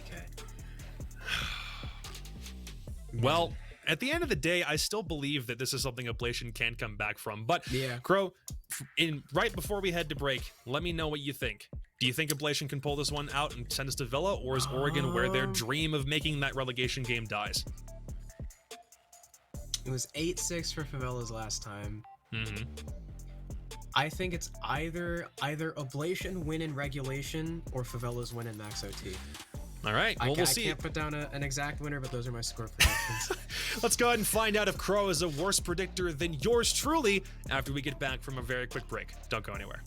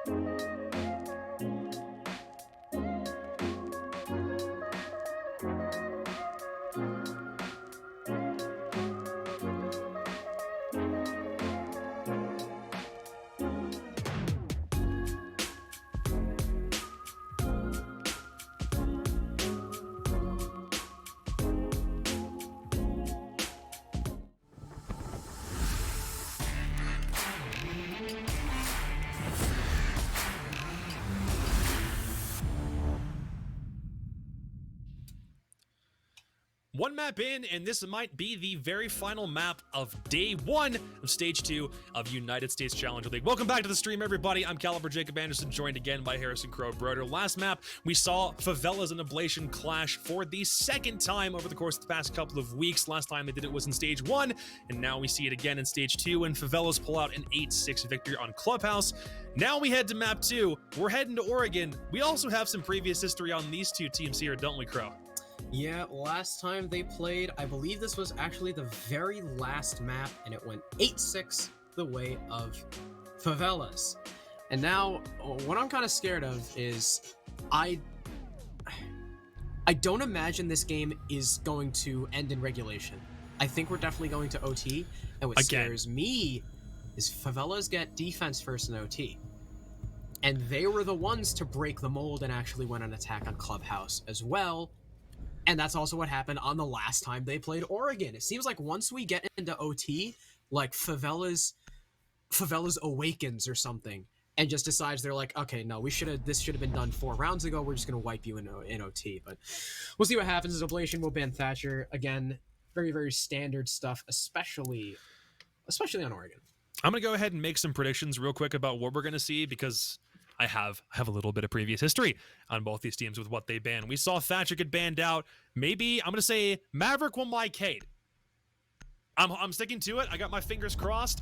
I'm already wrong. Dang it! I thought I had this one. Man, I hate it here. I'm doing a really good job living up to my reputation as one of the greatest predictors of all time. However, an Ace getting banned and a Maverick getting banned both can have similar impact, even though they're not the exact same operator removed from play. And we probably will also see more Maverick play in this game because, well, we don't have the Ace anymore. Yeah, Ace has kind of overtaken the meta when it comes to hard breaching. He's the hard breacher. It's like, oh, what do we want to take?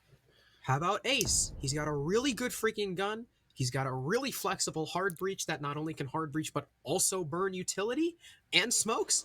I mean, he's the whole package.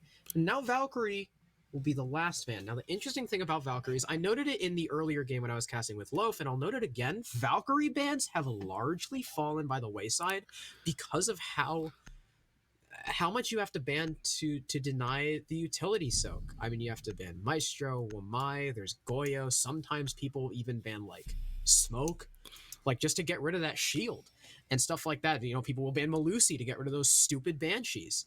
But they'll ban out the Valkyrie instead, because they leave all those operators up.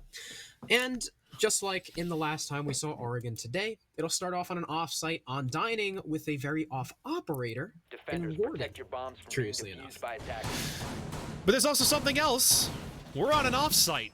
We're not upstairs. We're not downstairs. We're on ground level, the first floor. To start off Oregon, we're not going for something really comfortable or almost something that you'd see in almost any other competitive game. Oblation have opted to take Favelas to Dining to start off with.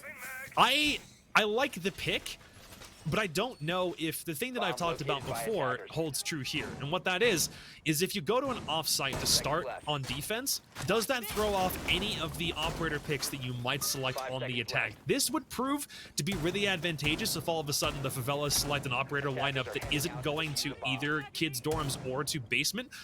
But I don't believe that any of the operators that Favelas have selected is necessarily detrimental to taking this site. This is probably the what are they called? The master key, one size fits all. These are the 5 ops we're going to run on pretty much every single site. Yeah. Kind of thing, as Razor requests a rehost after this round. So this round will count. No admin deliberation here. We'll just make sure that the admins can clear the rehost after round number 1. Very aware Giddy will be playing with the Warden, as there is no Ying on the Favelas. And normally Warden is a direct counter pick to any kind of Ying play or any kind of heavy smoke strat with like Ace Ying. Or back in, when Glaz was in the meta, Warden would have probably been very useful. But he'll bring it and hold down the hallway by Freezer with the shotgun SMG-12 combo. I don't think I've ever seen someone hold this with Warden before. I mean, that's Interesting, I guess. Again, another moment of Crow being flabbergasted, ladies and gentlemen. If he doesn't know what's going on, that's kind of a problem, but I don't necessarily think Oblation are completely crazy by wanting to go for this strategy, and we might actually have to watch Giddy a lot in order to figure out whether this play was worthwhile.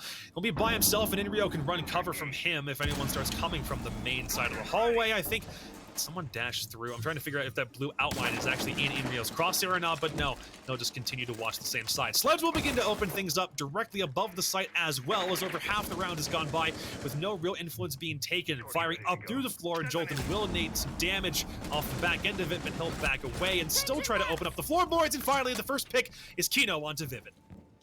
Kino coming off of a heater in the last map. Curiously on Nomad, not really an operator conducive to fragging, but still that ARX is a very good gun. And there's the Warden getting shut down immediately. Kino for 3 now. He'll finally get killed off by Guy and a Bear, but still Kino's contributions to the round heard loudly as Guy and a Bear takes a hell of a lot of damage from Upstairs and Kids, and there's another one Upstairs and Kids to finish him off. Jolton with that last kill, and Favelas with a resounding round number 1. It looks like that offsite was not really the play. Favelas knew exactly what they were dealing with, and there wasn't really much Oblation could do to deny it. And it's also unfortunate that Oblation are the ones that say we need the rehost right afterwards, and they still end up losing the round. The reason why they mention it is because they know that there's a problem. It's just a matter of whether they're able to call it quickly enough. They still have time if I keep saying administration, and that sounds wrong because that's a site on a different map that's not here. So every time I say admin, that's a little bit more apt. We're still waiting on their confirmation as well, but we'll see whether or not we're able to get this round either restarted or discounted. It's just a matter of the administrative decision. I said it again. Pro, I said it again. Stop me. What am I doing wrong? Just what you do is what I did to stop saying a certain word is every time I say it, I punch myself really hard in the face. I think that's what you should do. Oh. Every time you say the word, just beat yourself. I don't approve of this method of casting improvement, but I'll take your word. If it's your thing, if it works for you, I get it, but I don't know if that's something I can It's publicly kind endorse. of like, you know, Pavlov's dog? Yeah. The It's kind of like where that, if violence. wait, is that the one where you do a thing, and then if you keep on doing that thing over and over again, Yeah. it just kind of conditions your Behavioral brain? conditioning. Yeah. Yeah, behavioral conditioning. So you do that, but with violence.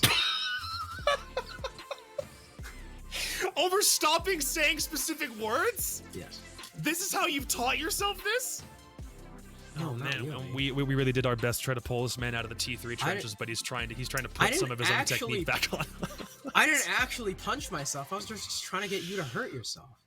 Because I think that would thank be funny. you so much. A You're very welcome. supportive duo, looking out for my best interests, and also just says he doesn't like my face. The rehost has been confirmed by the admins, by the way. Oh, yeah, there we go.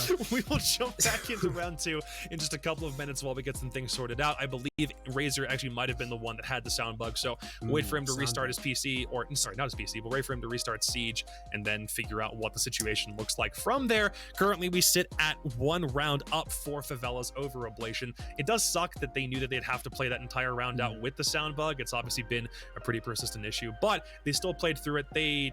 I want to say they still had a pretty decent, strategy for defense. They just got cleared out pretty darn fast by Favelas in pretty record time, and we'll see if they want to make any course corrections for after we come back into the rehost, and then see what they're due to change up their fortunes, not only from that last round, but from the last map. They're still kind of on the back foot here. Yeah.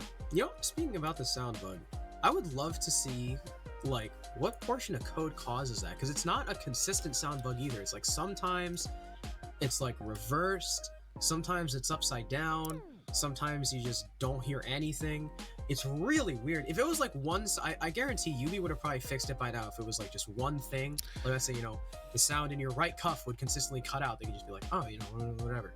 But it's like 5 different things. But yeah, like you said, Oblation coming off the back foot, that first defense, I don't really get it. I'm not gonna lie. So they have Warden in the freezer hall with the shield to try and hold off the push from the classroom hall. Right. They've got the mirror window and showers just in case there's a small tower push, which there wasn't. It was pretty much all from upstairs and from the hallway and meeting and such. And whatever they set up just didn't do anything. I mean, because they normally, when you hold kitchen, you have some sort of top floor investment. You have some kind of roam up there. And I guess Oblation said, oh, we'll just have a warden with a shield. That's the same thing as vertical control. And it didn't work. He tried to rotate out and immediately got clacked because unfortunately the shield doesn't actually cover the stairs. So he was trapped on freezer stairs, tried to come back up, killed by the ash and just everything else. But the vertical play was exceptional from the Favelas. There was nothing that Oblation could do to stop it. That was a very confusing setup to me. But the question is, with something that seems as wacky as that, do you think that there's a chance that they might end up going back for it again if we head back to kitchen and dining? There is clearly a reason why they're bringing it. It's not just completely kind of out of the blue, you know, more of a surprise tactic kind of thing, especially knowing the state that Warden has been in for a really long time, and having Warden shotgun as opposed to Warden MPX when you went, like, after the MPX on Warden got the 1.5 times scope buff over the course of the past couple of weeks. Do you think that that's something that they end up trying again, or was it just that useless that it really doesn't make sense to run it? I don't think they try that again, just because of how miserably it failed, and how much the hold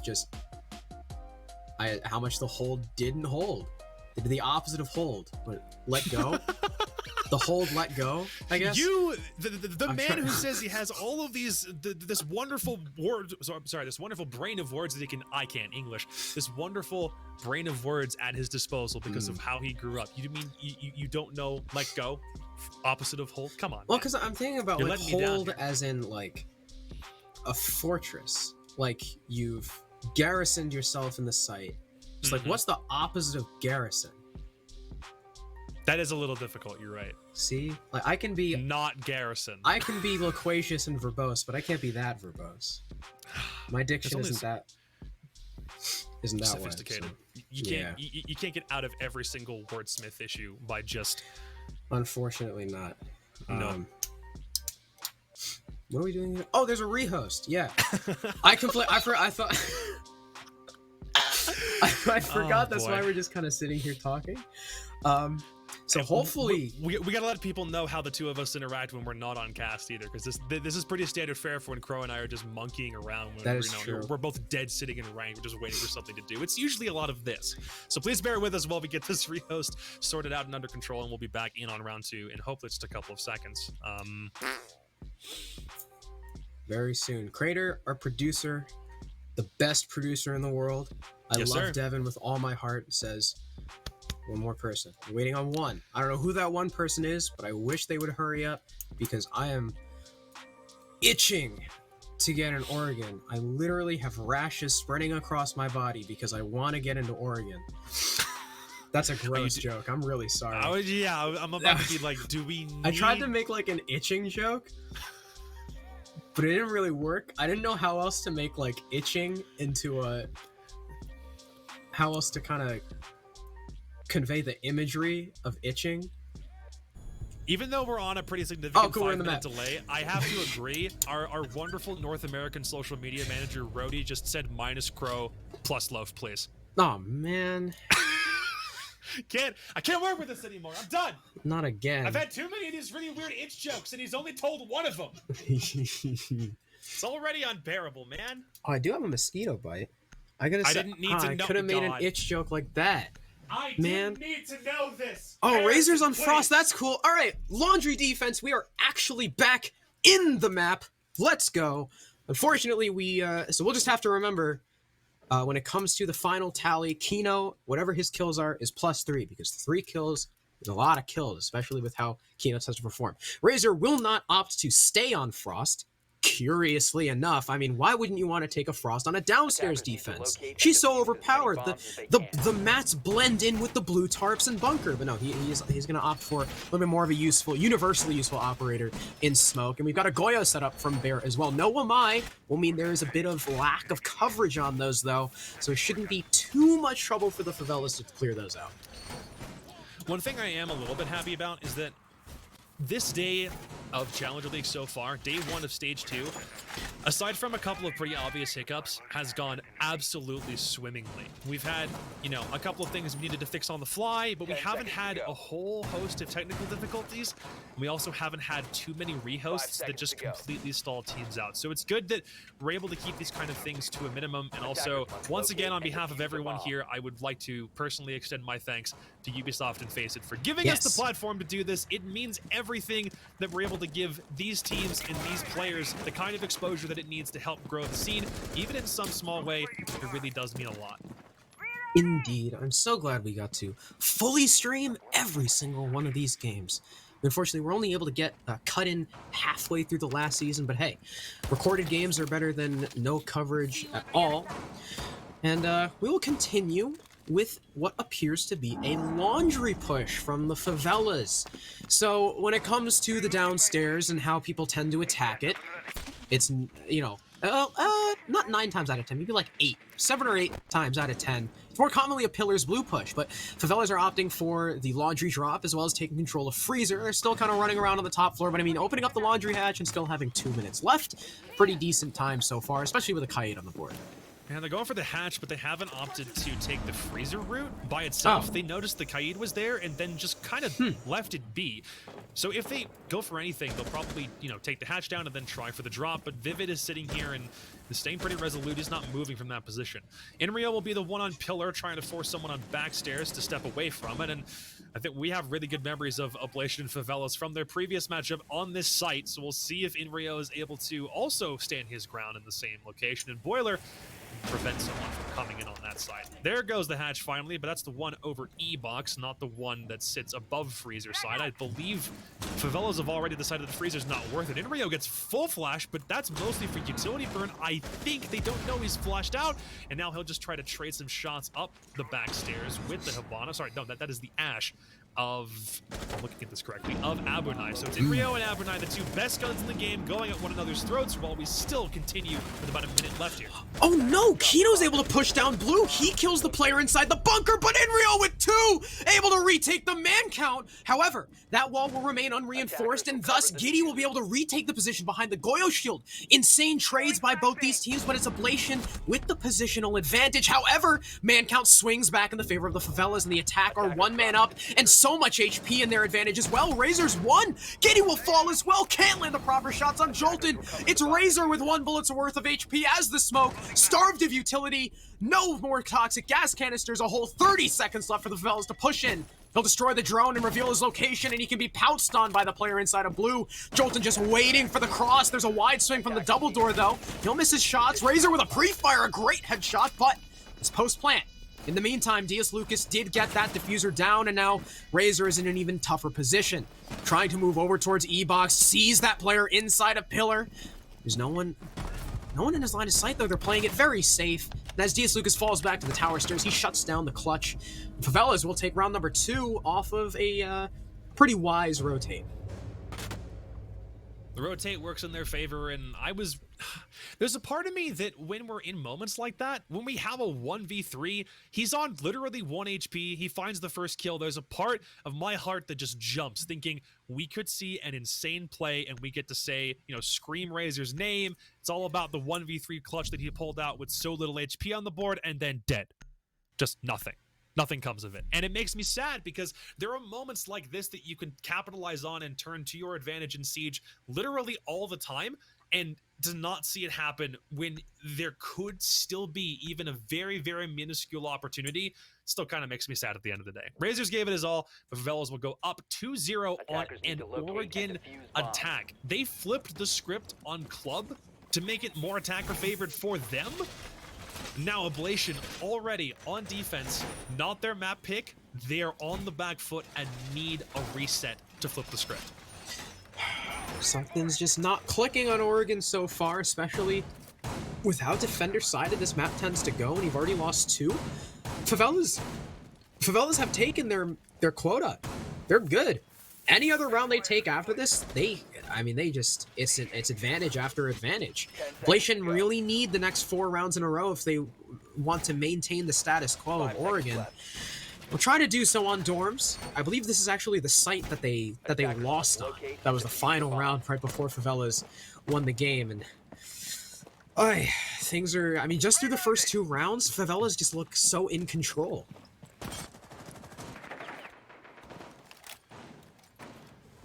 Just going through and adding more things to my notes. I know that trying to keep up with everything that happens in a game of Siege often takes a little more brain power than just one person, so luckily we have a co-caster. That's why they're here. They're able to take some of the brain power away from just having one guy do it, and we're able to bounce back and forth. So far, we think it's working pretty well. Razors will be downstairs in meeting, basically by himself, trying to force some pressure onto the backstairs and big tower side of things, but he'll be forced off of it almost immediately. We are upstairs, as Chrome mentioned, and we're not about to worry about another bottom floor bomb site. Oblation have decided to go for something that hasn't been attempted just yet, as opposed to going back to something that hasn't worked. But unfortunately, there are only so many bomb sites on a map in Rainbow Six Siege that you have the option of going for. Razor nabs that first kill, and all of a sudden, Favelas find themselves without a Nomad, and Oblation might have finally found the breath of fresh air that they need to take a bit of a respite, but Razor will get cleaned up by Jolt, and the refrag does come out, even if only a couple seconds delayed. And now Favelas have a little bit more control over a portion of the upstairs and see if they can't take master, maybe just try to force somebody out of attic. I will say, though, Razor already had his Banshees down. I'm not sure if Kino had all of his air jabs out, so if not, there's a trade in the favor of Oblation. They will continue to hold attic. There's a pretty standard hold so far, with Vivid playing a little bit aggressively on the trophy door, but he's close with the SMG-11, and that's, you know, a pretty advantageous fight considering the weaponry he has. He'll rotate into games instead and try to hold off the breach that Carnage had previously made with that Selma breach. Giddy takes a little bit of damage from the Ash. I don't know where, it sounded like the Ash is up. I don't know where that Vivid finds one through the breach, but he's swiftly traded by the Bearing 9 of Diaz Lucas. Shotgun Blast takes a lot of the Hibana's health, but can't clean her up, so we will remain at a 3-3. Giddy's still trying to force a whole bunch of solo pressure, and I think it just might work out as the shotgun, the Mossberg. That gun is one of the best. My love affair for that shotgun literally knows no bounds. I got caught up for a moment just thinking about it. I would kiss that shotgun. I if would, it had lips. Just not on the not where the slug comes out of it. That's definitely not the place that you want to kiss it, but that's exactly where the Ash kissed it. And Giddy will find two, one down on the toxic gas canister, and the other as he comes barreling through the attic side. He doesn't have to worry about anything except finding Hibana, just sitting in walk-in closet. He does a really good job of holding down attic literally all by himself, and Oblation finally will put their first round up. That swing too, I would just like to preface this by saying, if you do not play this game a lot, prepping any sort of throwable utility like nades and flashbangs is a very, very distinct audio cue.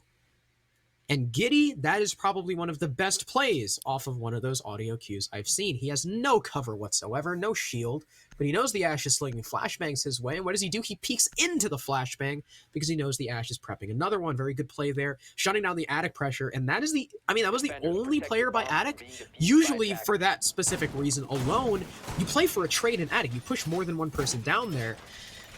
And just, smoking off the breach and getting that final kill was just icing on the cake for him. So very good holdout, especially too with the players aggressing on the breach. I think it was Vivid who got the first kill by the breach, and of course Razor just sitting top main while Kino opened it. I guarantee when Kino opened that window and jumped in, that was a fat "why are you there" moment. And now Oblation will take their very first round, but I mean, they still struggled here. Favelas took this site so handedly. Yeah, but the question is, which other site do you go back to? You either go to a site that you lost before, or you go to Meeting, which is the only other one that hasn't been touched. But if you're going to select Dining as your primary bomb site, and very clearly the one of the two first floor ones you feel most comfortable going to, then why would you also go to Meeting if you have the wonderful option of not doing it? We'll see if Oblation can shore up their mistakes and try to take this one the second time around. And also taking a look at the secondary utility, it's proving to be a little questionable. There's a lot of burn utility, 9 flash grenades and 4 frag grenades on the side of the Favelas and Oblation. Only have a Jaeger to help contest it, as well as a pair of nitro cells. So if you look at the operators alone in terms of what their primary ability is or even what their gadget is, that's not all of the story, especially in the modern era of Siege, where it takes all of that secondary utility to even really make a dent in the defender's plans. I don't know if you noticed either, but speaking about secondary utility, up until about 3 seconds ago, Giddy still had Barb in his pocket, but we will finally let that go.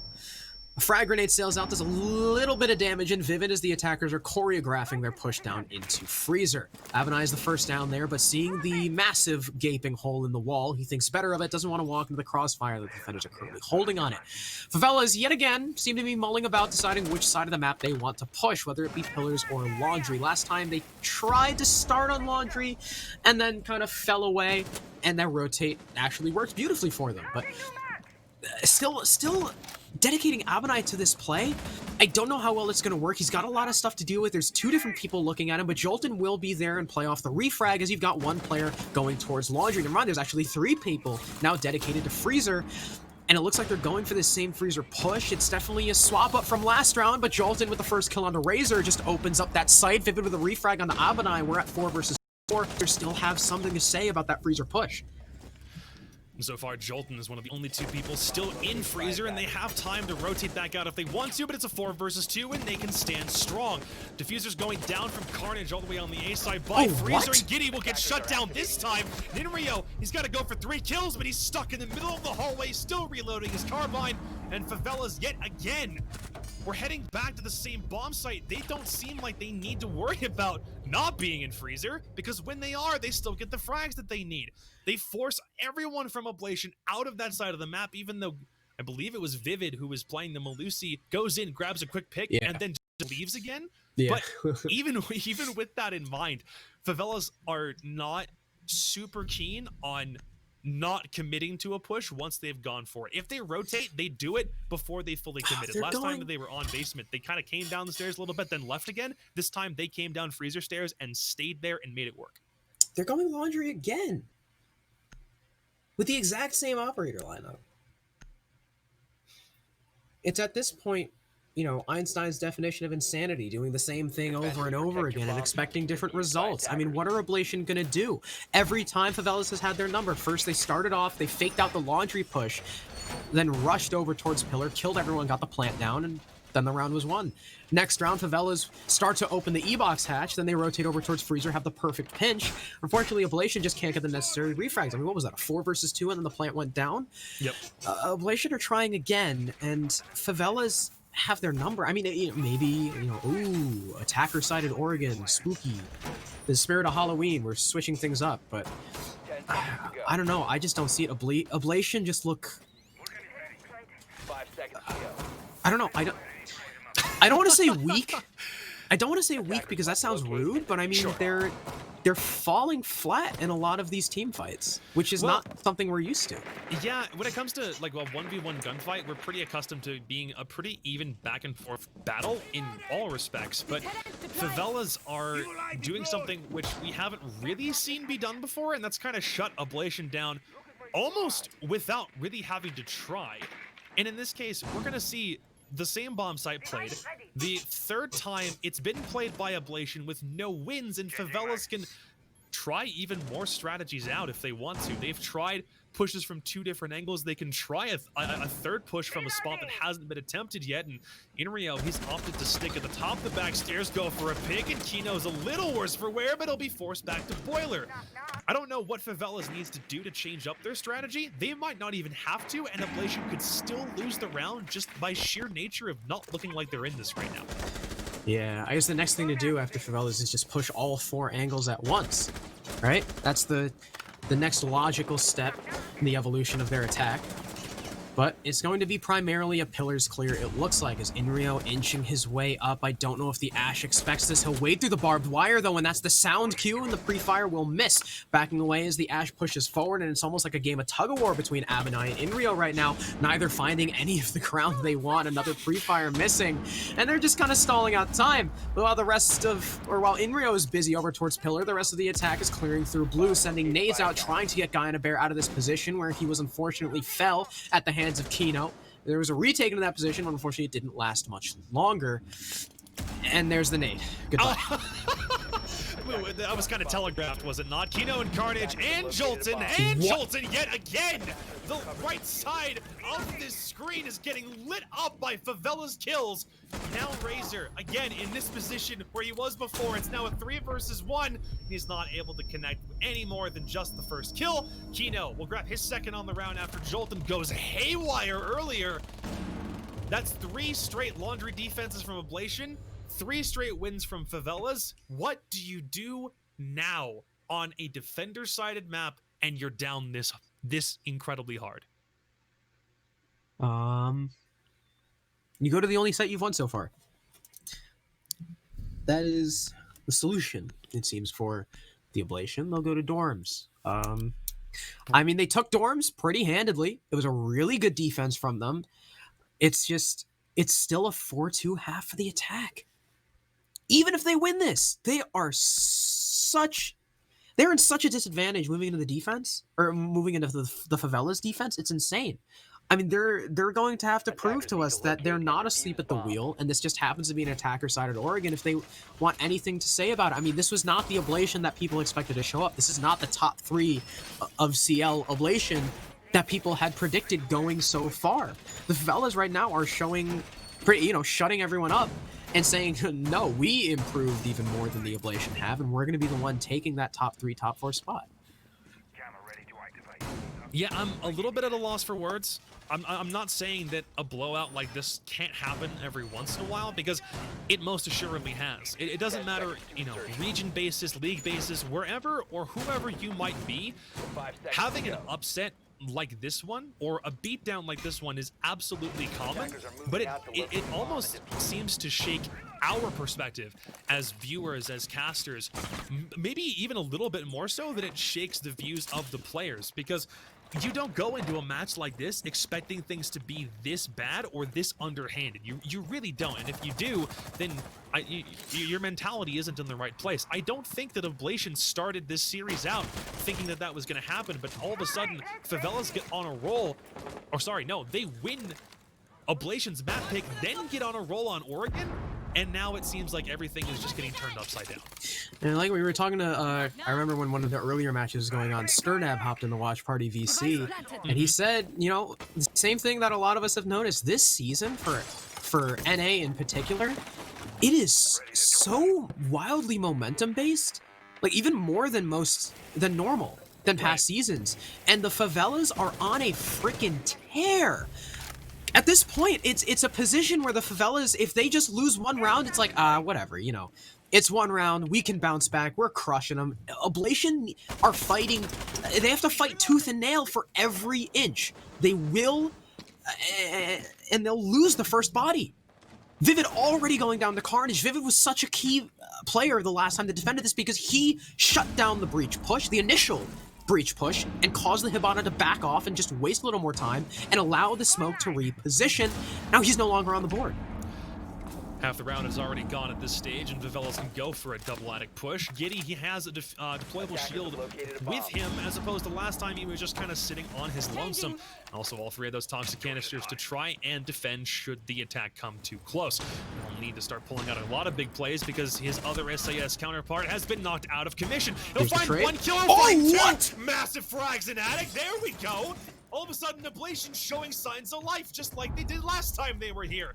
Jolton now will have to rotate and see if he can't force more attic control. The smoke's already come all that way far up, and now it turns into a 2 versus 3 as Jolton grabs Giddy from another part of the map. Razor will find Jolton. A 1 versus 3 turns into a 0 versus 3. Oblation make quick work after an attic push is completely stalled out by Giddy. Yet again, the only reason they have rounds, the only reason there's a difference in this match is because of Giddy making ridiculous plays on an attic hold. So you saw the Favelas learned from their mistake after the last round. They were like, all right, pushing Ash down there alone, not great. What if we push someone with Ash?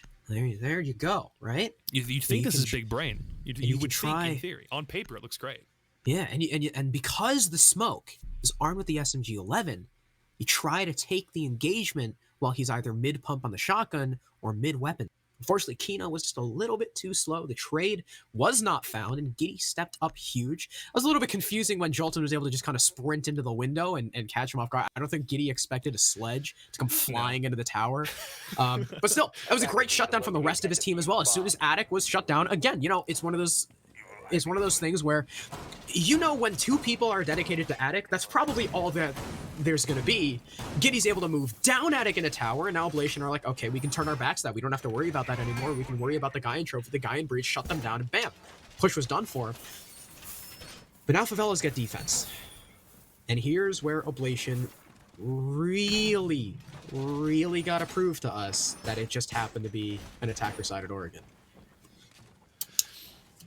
Well, this is a 4-2 half. This is usually a number that we can expect to see, but it's just the fact that the Favelas are the ones that have the 4 in their corner and not the 2 that still makes me a little bit concerned that Oblation don't really have things all that figured out. I think it's not all lost for them. It's only a 2-round difference, and you'd think, despite it being a very defender-sided meta, despite the map being a battleground so typically favored towards one side and not the other, it's not all lost. You got to keep your heads up. You got to hope that there still is some other way that you can pull this back and not allow the scoreline or the way that this match started with that sound bug to really affect you as much as you would like. We're also going back to a site that's also pretty familiar in terms of overall defensibility, so it should still be complete, or something that they could absolutely pull off. It's just a matter of staying cool under pressure. Abanai has no shield in blue. He is currently playing, playing naked. This is a naked hold. No cover. That is definitely interesting. We see it sometimes, very rarely, but that is not the pick you want to give up first. When you're running a Ying, Ying is one of those operators where you really rely on her and what she can do to force yourself into positions that you couldn't normally take as swiftly, and you put a lot of stock in that. Razor being shut down first. I mean, this is what we saw. Remember, last time they played it, it was Giddy on Ying, and he just kept dying first over and over. And there's just not a lot of Oblation can do. Every time their Ying died first, it's like the push just sounded limp, or just went limp. Mid left to go in the round, and oh, so many of those Xkyros bullets getting shot off the wall at the wrong second. There still should be something open back onto E-Box, but at the moment... He did that last time too! He absolutely did. This kind of play, as soon as the wall gets opened up, takes the head off somebody. The SMG-11 specialist, he's looking for it again. He very nearly has a second off the repeat, but instead he'll opt to sit back, wait for someone to come towards the main stairs and not get super aggressive. Jolton will grab one across the map on Giddy, and Kino, another kill, this time on backstairs. Vivid in a 1 versus 5 situation, and all of a sudden, he has to play his cards close to his chest. This is... Oblation are about to go down 5-2. You don't have tactical timeouts in this situation, and you've already utilized your rehouse. You wouldn't take a break with the rehouse anyway, you would hope. But now is the time where you don't get aggressive. You just take a moment with your team to figure out what is happening, or at the very least, give Oblation a breather. Because this is not the kind of performance we expected, and it's not the way that they want to go out and lose any opportunity they might have had of being able to contend for that North American League relegation spot. Yeah, you can hear DS Lucas with the Alda doing the... That's funny. They're just waiting. I mean, I certainly hope Vivid had a long discussion with his team about what went wrong, and we're gonna see a slightly different Oblation, because, I mean, Favelas, at this point, Favelas have said, yeah, take the fight, we can win. Oblation aren't landing the shots that we're used to them landing. They have given up a lot of gunfights. They've given up a lot of positions very easily to Favelas. Their positioning is slightly out of whack compared to Favelas as well. Now it's going to be dorms. And again, we're going to have Ying. Razor, all I ask of you is don't die first. Yeah, that's one of those things you don't want to lose so early in the round that we don't get to see the kind of impact that it makes, especially when we haven't seen operator lineups shift all that much on either attack or defense for either map at this stage. They've been basically the same not too much deviation, and they've played out almost the same way with the same amount of utility. So when you have Ying, it's way more exciting just because of what it can do to impact the round. It's just a matter of whether it can be utilized long enough to really have an impact. If we take a look at this secondary gadgetry again, we're on a top floor defense, yet there's 3 nitros on the board and only 1 shield. 2 barb, that's fine. 1 shield, I would honestly hope there'd be more, but there's 3 nitro cells. Whether that be to go for a kill, to stop a plant from going down, or to even just deny a wall, that's a lot of explosive utility. If you're the Favelas, you don't want to lose, especially not when you opted to go for different passive gadgetry on almost all of those operators and said, no, we'll take this instead. Wait, did you say you wanted to see more shields? Well, I mean, that's not that I want to see it. That's just what the meta is at the moment. No, I mean, they have a Goyo. Yeah. Yeah. That's cool. All right, Jolton. I see. So they do have. They've got 3 I'm retracting shields. what I said. Yeah. Screw. Who needs one my when you have shields that blow up? Hell yeah. But all right, Oblation. Also, I would just like to preface this. I know a lot of people might attribute me sounding sad to me being biased. I just want to see a good game. Oblation or not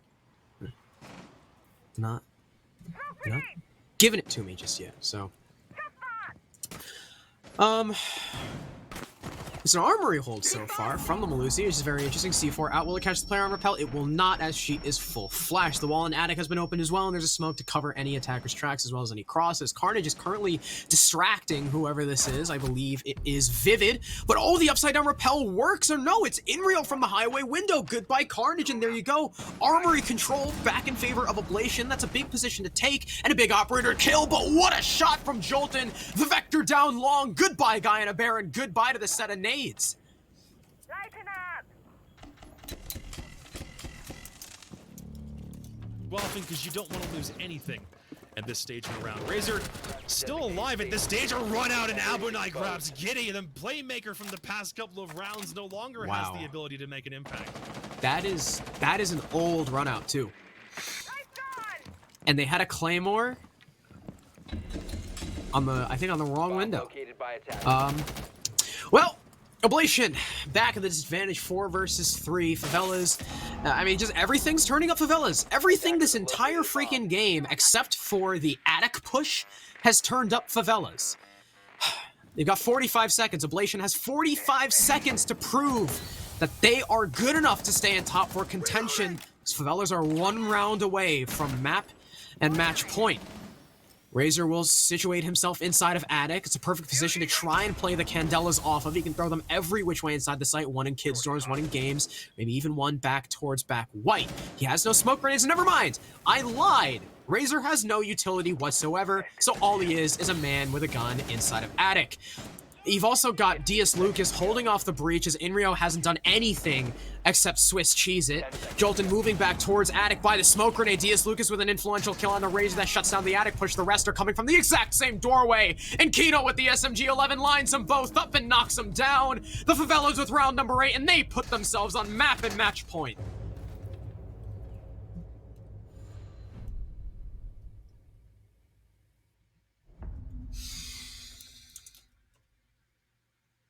This is, not the match we expected to have. Unfortunately for Oblation so far. They're going to need to take 4 rounds in a row. I mean, I don't know. They have to withstand a full site rotation. It's like, I hate to be the guy that says, oh, they've got no chance, the game is already over, but just with the way they've been playing, it just doesn't fill me with confidence, is all I gotta say. This is probably one of the very first times that I've casted Oblation that I just really don't have a lot of confidence in them.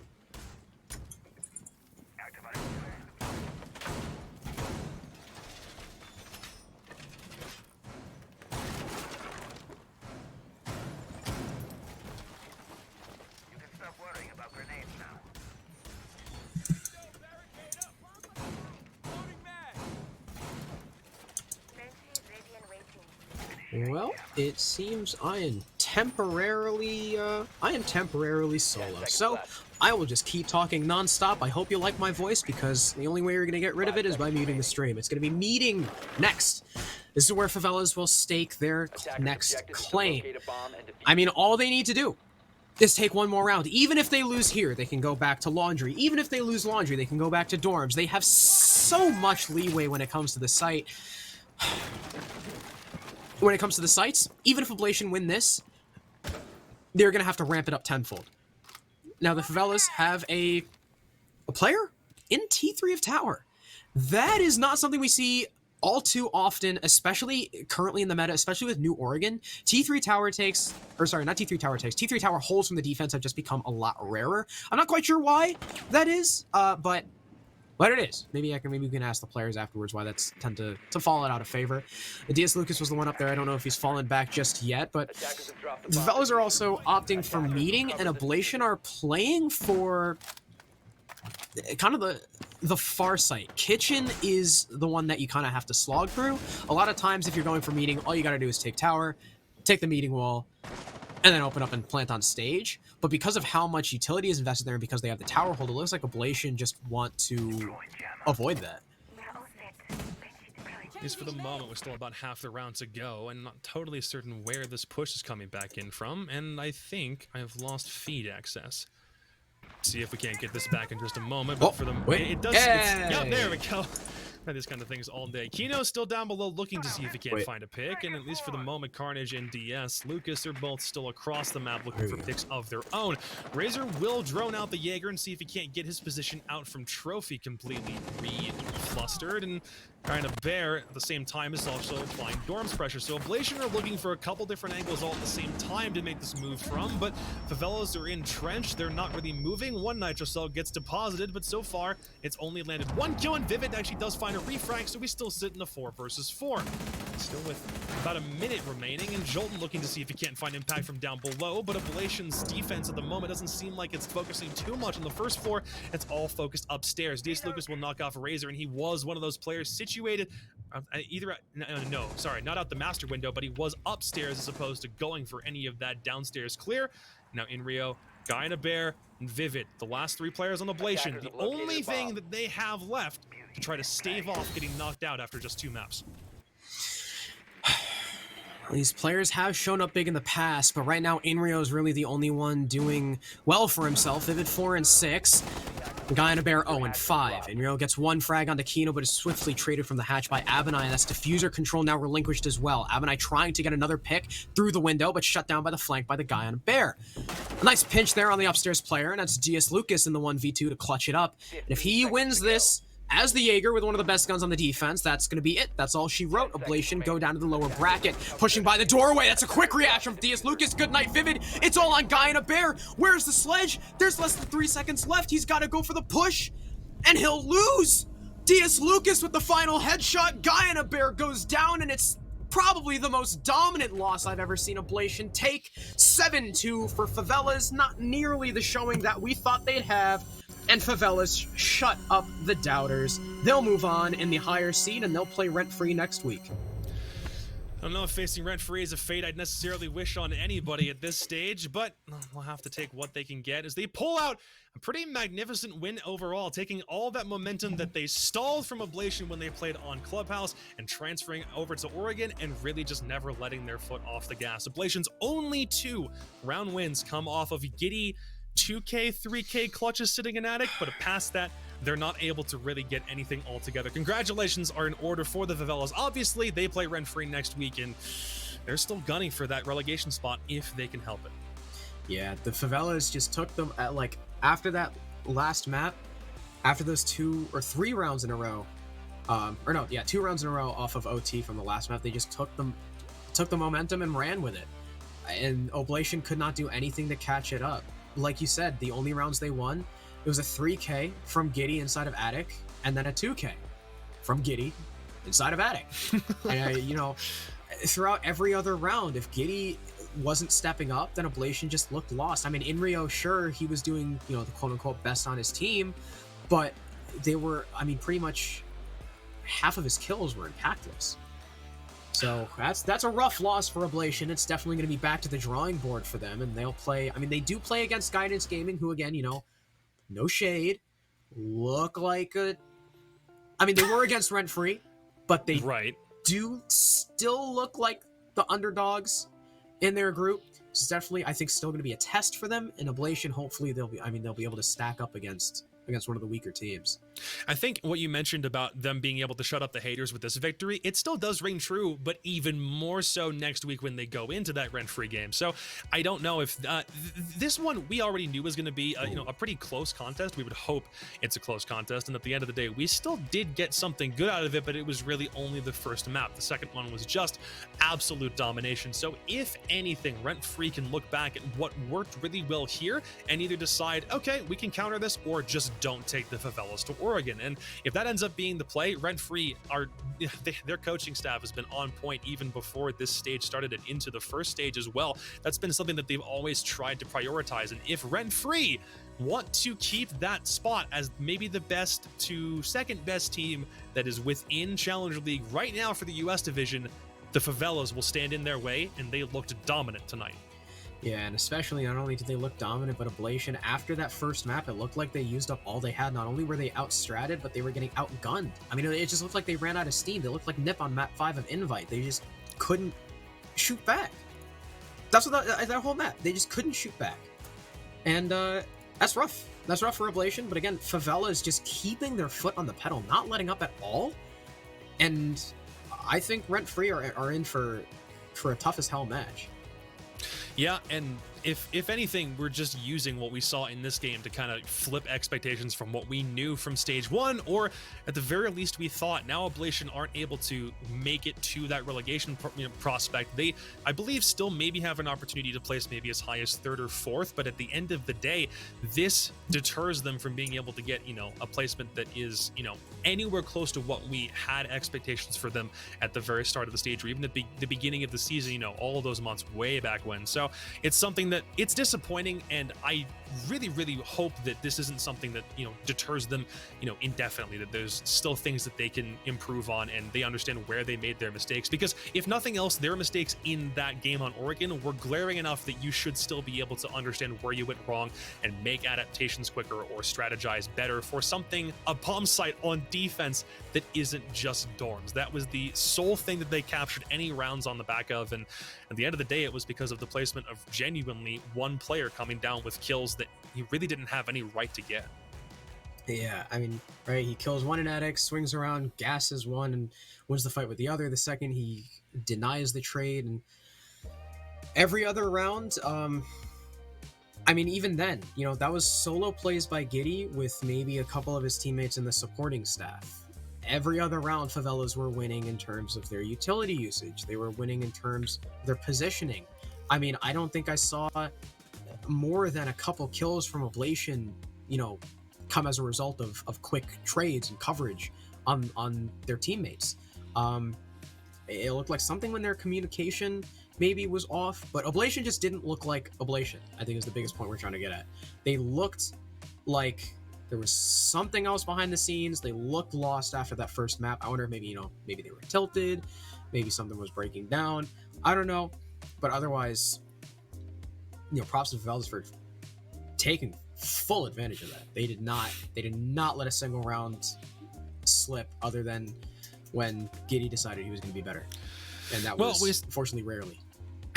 God, man, me trying to go into a transition and Crystal has intel. It's good intel, by the way. I hope that the two of us working on a desk at the same time was something that you guys found enjoyable, because I know working with this guy over the course of the past couple of weeks has definitely been a highlight, and I look forward to doing it again tomorrow for the Canadian division. But at least for the moment, we are trying to see if we can't get an interview going with somebody from the Favela side of things to explain exactly how they've done what they've done. It's a really impressive victory. I know I want to hear from them just to, if nothing else, figure out where their headspace is at, but we'll just continue to sit here and we'll continue to just bask into the glory of being able to see Crow actually for one of the first times in recorded history, at least for the next little bit.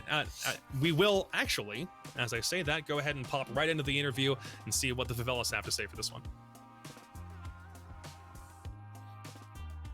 Nuts. Abinai, how's it going, brother? Congratulations on your victory today. How you feeling after that one?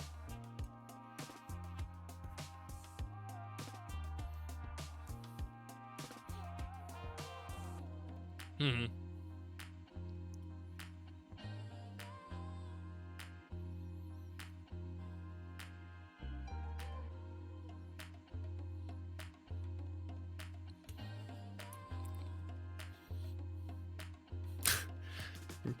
Going through and double checking to see if we can actually hear you here. I think at the end of the day, if that works, sweet. But if not, then I'll just relay the message. You've got a whole bunch of really good momentum with you after that win, but you're right, you were considered the underdogs at the very least for this match. OB did have a pretty fair advantage coming into this one, but you managed to storm back. How is it that you take everything that you did in your previous match in stage 1 all the way back in the day and transfer it to an even more dominating victory here in the beginning of stage 2? We worked on the little shit. We were really focused, really pushing this whole off season, just really pushing to really just get better as a team and make sure that we don't make little mistakes that we did last time, because it was a lot closer of a game last time and we didn't want that. We wanted a very discerning victory and make sure that we let people know that we're better than them. Yeah, I feel that. And especially when it comes to trying to shirk those expectations. And when we say that Oblation was very heavily favored coming into this one, it's not really an understatement just because of what we think that they can do and their performance against Rent Free, one that wasn't streamed all the way back in stage 1 to the wins that they were able to collect leading up to this point. How were you able to, I guess, subvert expectations and show everyone a side of your team that you really haven't been able to showcase before? One thing that we did, we never really paid attention to what people said. I think the only thing that we really saw was that Skies was speaking very highly. So of course we came into it being the underdogs, but we didn't really listen to the social media. We knew what we're worth and we knew that we were better than them. So we came playing with the confidence that we were going to win. I don't think a single one of us ever thought any differently. We expected a 2-0 and it's just another day in the office. Yeah, good stuff. You're going into a game next week against it's another underdog situation in a lot of circumstances. Rent Free, a team that was second place in last stage, a team that went through and cleaned up Guidance Gaming earlier in the day. I don't know if this is a similar situation for you or if it's different, just because you would probably expect a team like Rent Free to be, above Oblation in the standings almost all the time. What do you do to combat that kind of pressure against a team that you already know has that level of expectation on their shoulders? How do you go into next week and face that? We're just going to work on ourselves. We know that if we play our game, we can play and win. There's not much that we really need to be looking at. We just know that we need to play us and we can come out and play the best seizure we can and we'll win. All right, good stuff. And one more question before I let you go. You're in Group B. It's a statistically pretty hard group to play in, and the way that the Challenge League format works, if you had dropped one series at any point along the road, it would mean that your opportunity to get to that relegation game for the United States division is shot and is no longer there. You guys are going to buckle down and try to go for that as hard as you can, I know, and I think everyone here has already basically seen the lengths that you guys are willing to go to, but when it comes to staying positive, when it comes to looking at what people say about you and just trying to drown the rest of the noise out, is that something that you guys find a challenge, or because you've especially had Challenge League experience, you've won it before, and you've got a lot of experience with the guys that are also on your team? Is this just this really is just a normal thing for you, right?